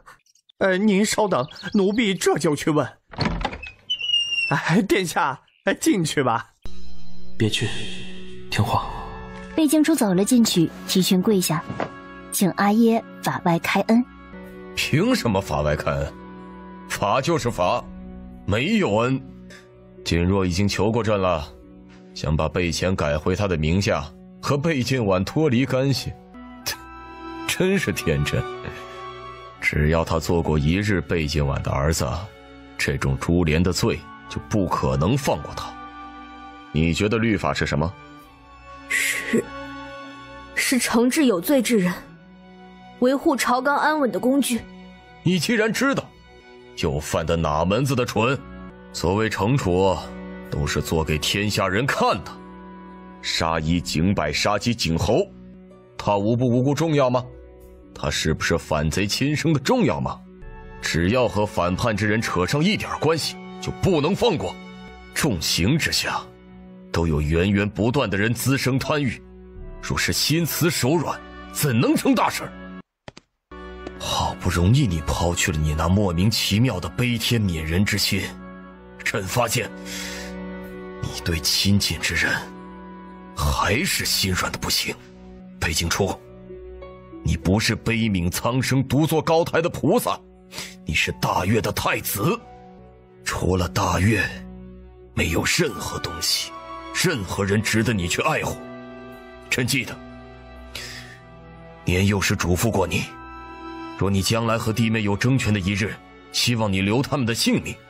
那朕现在就告诉你，若是他们犯了叛国之事，你也一样，将他们满门诛灭，子子孙孙一个活口都不留。若是你再三警告，他们也和你争权夺位，该杀一样杀。陛下，军器监丞周欢久求见。不见。任何与贝钱关系深厚的人，在他死前一律不得入宫。太子身体不适，在东宫静养半月吧，无诏不得外出。这是怎么了？阿爷铁了心要咸宁长公主府上下所有人的命，怕我坏事，行刑之前，把我禁足在东宫了。你为什么回来这么早？大母那边，灰姑姑说，太后病重，不见外客。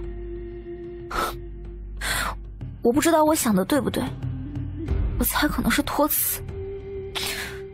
我跪在仁寿殿外想求见一面，然后灰姑姑叫我别再做无意义的事。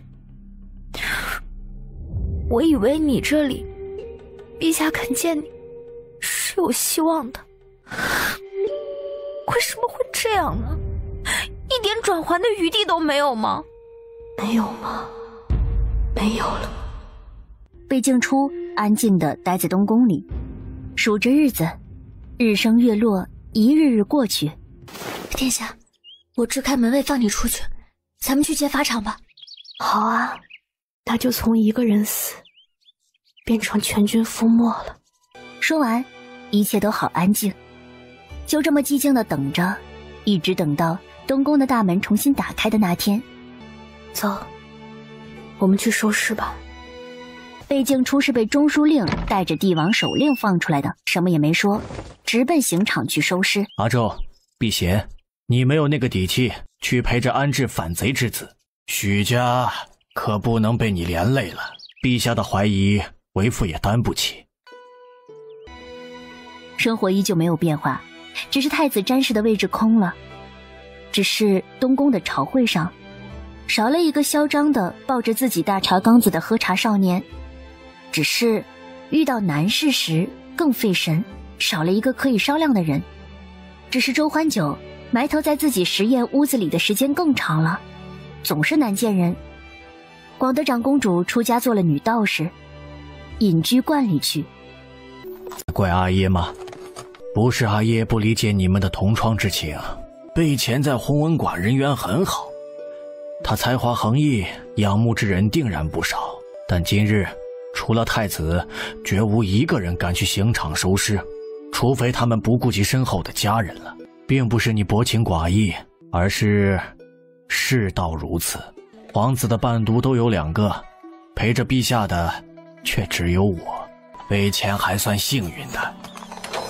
当年那个人被处死的时候，陛下和我也只敢缩在王府里偷偷祭奠，因为先帝并不如他这样纵容自己的孩子。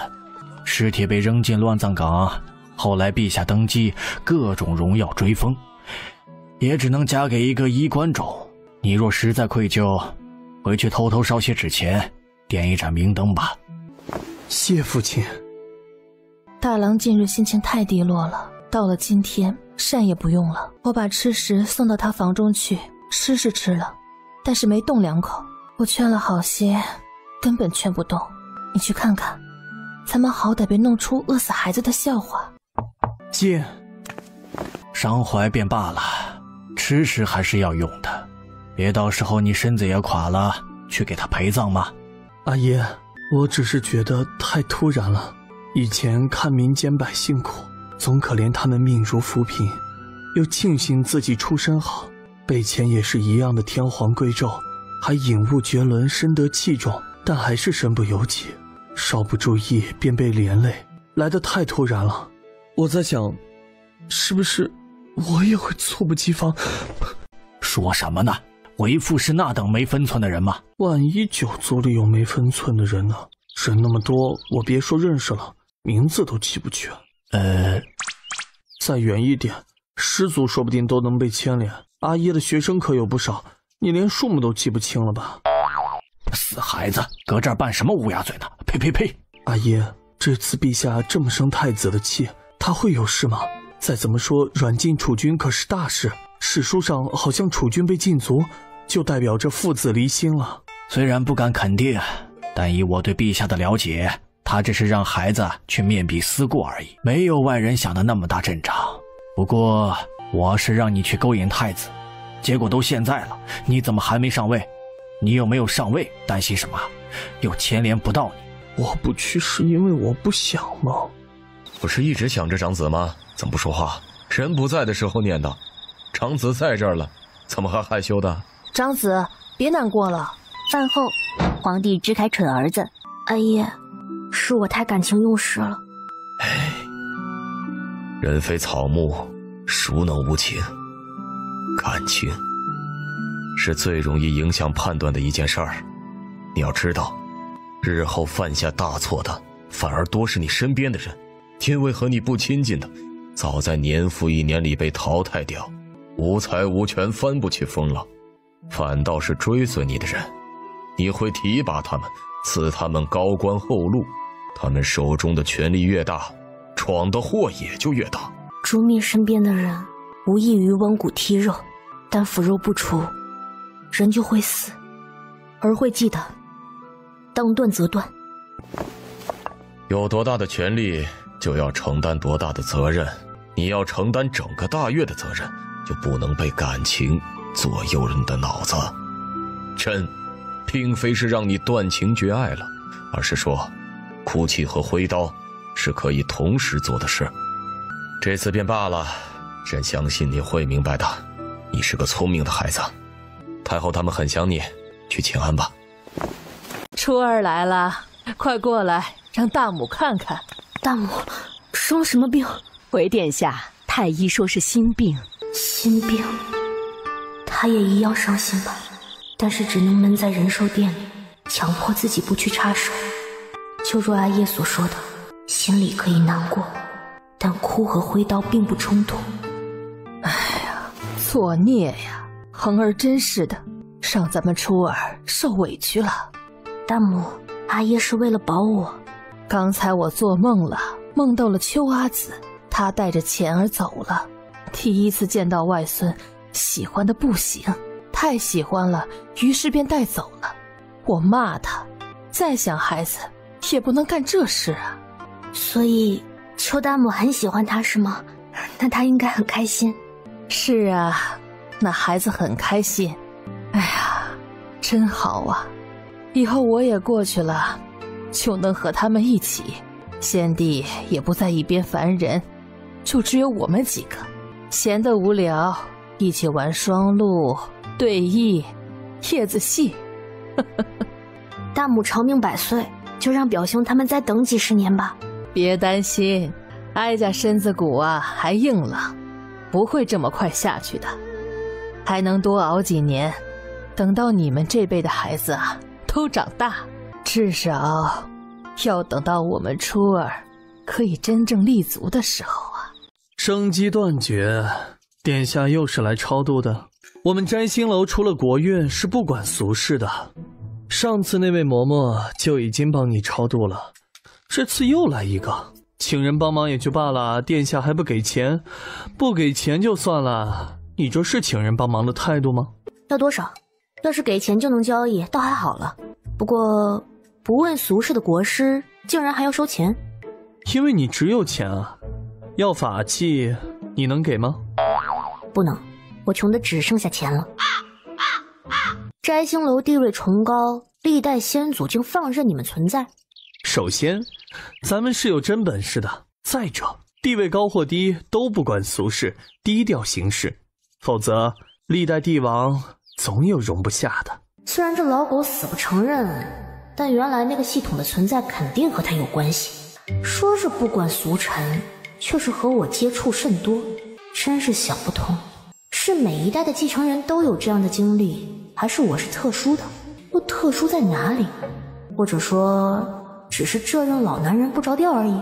摘星楼里出过几任国师，每一代的生死你们好像都没有记录。秘密？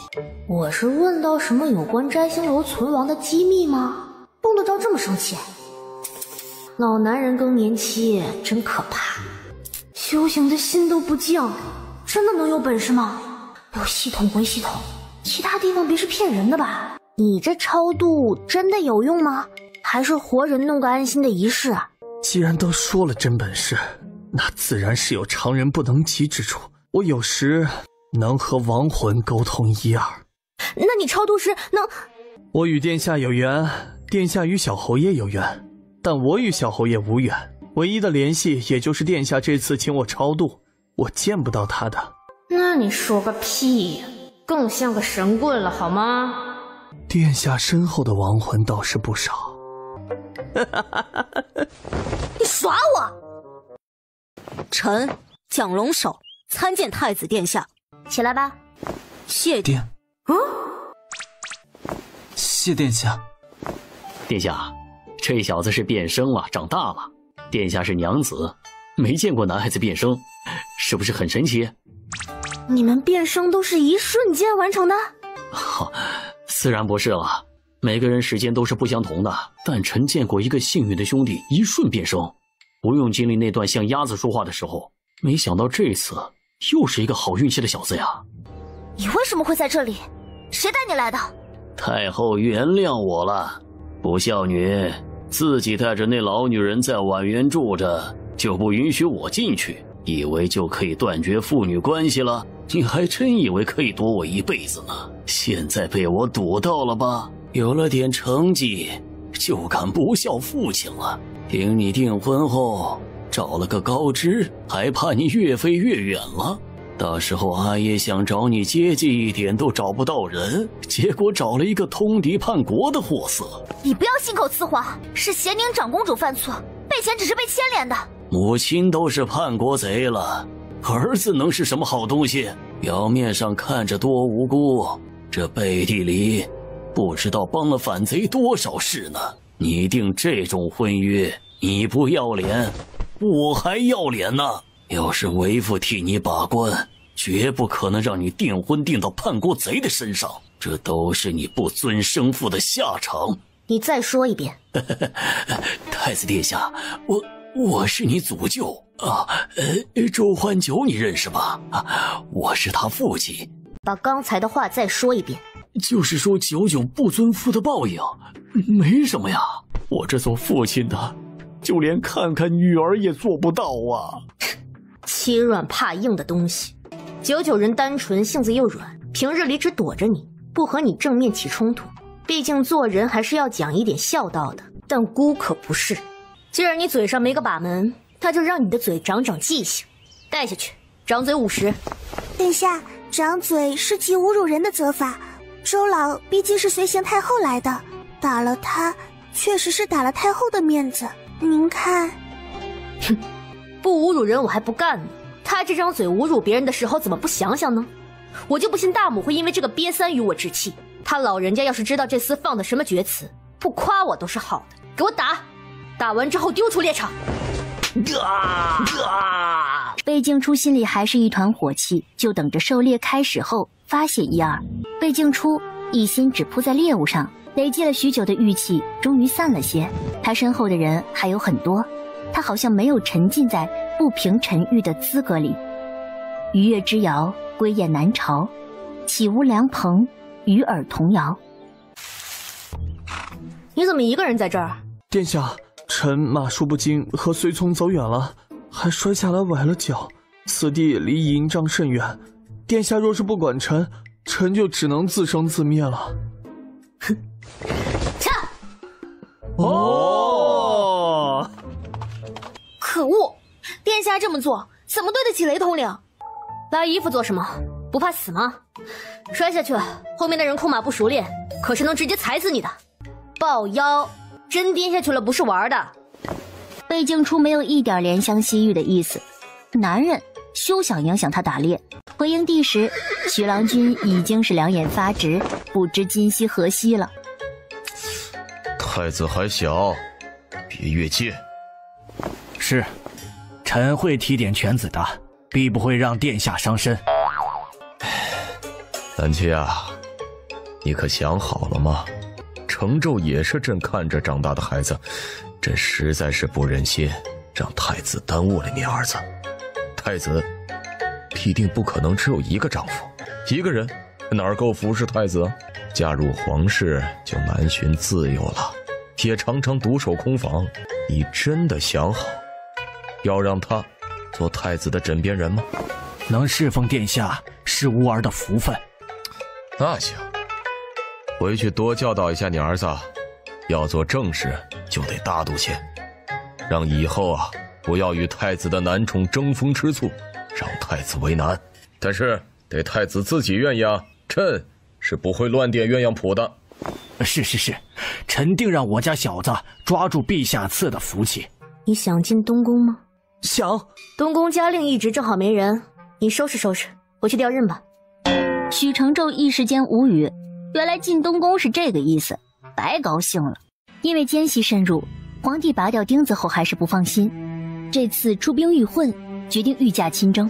魏京初拿到双龙符，这是属于太子的玉玺，代天子之权。任你再出人头地，也只是个人。阎王让你们死，你们就得死。你这丫头怎么回事啊？也不提前跟家里说一声，就带殿下来了，急急忙忙的，什么都没准备，显得咱们多失礼呀。没事，没我们俩失礼。你还知道你失礼呀？殿下最近压力大，要是你们提前知道了，准备太多，他也不能放松啊。就是突然出击，才有玩的快乐。还跟你娘玩兵法呢，真是气死了！生了你这么个倒霉孩子，你爷娘是让你和太子玩的吗？夫人，姑的统领明日还要上职呢，耳朵捏肿了，事宜可不好。殿下说的是。大子子，你好漂亮啊！姑娘，咱们上菜前都是试过毒的。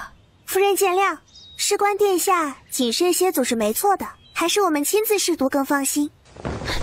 有毒！有没有事？殿下，又不是奴婢试，是取一份给别人试，奴婢没有危险的。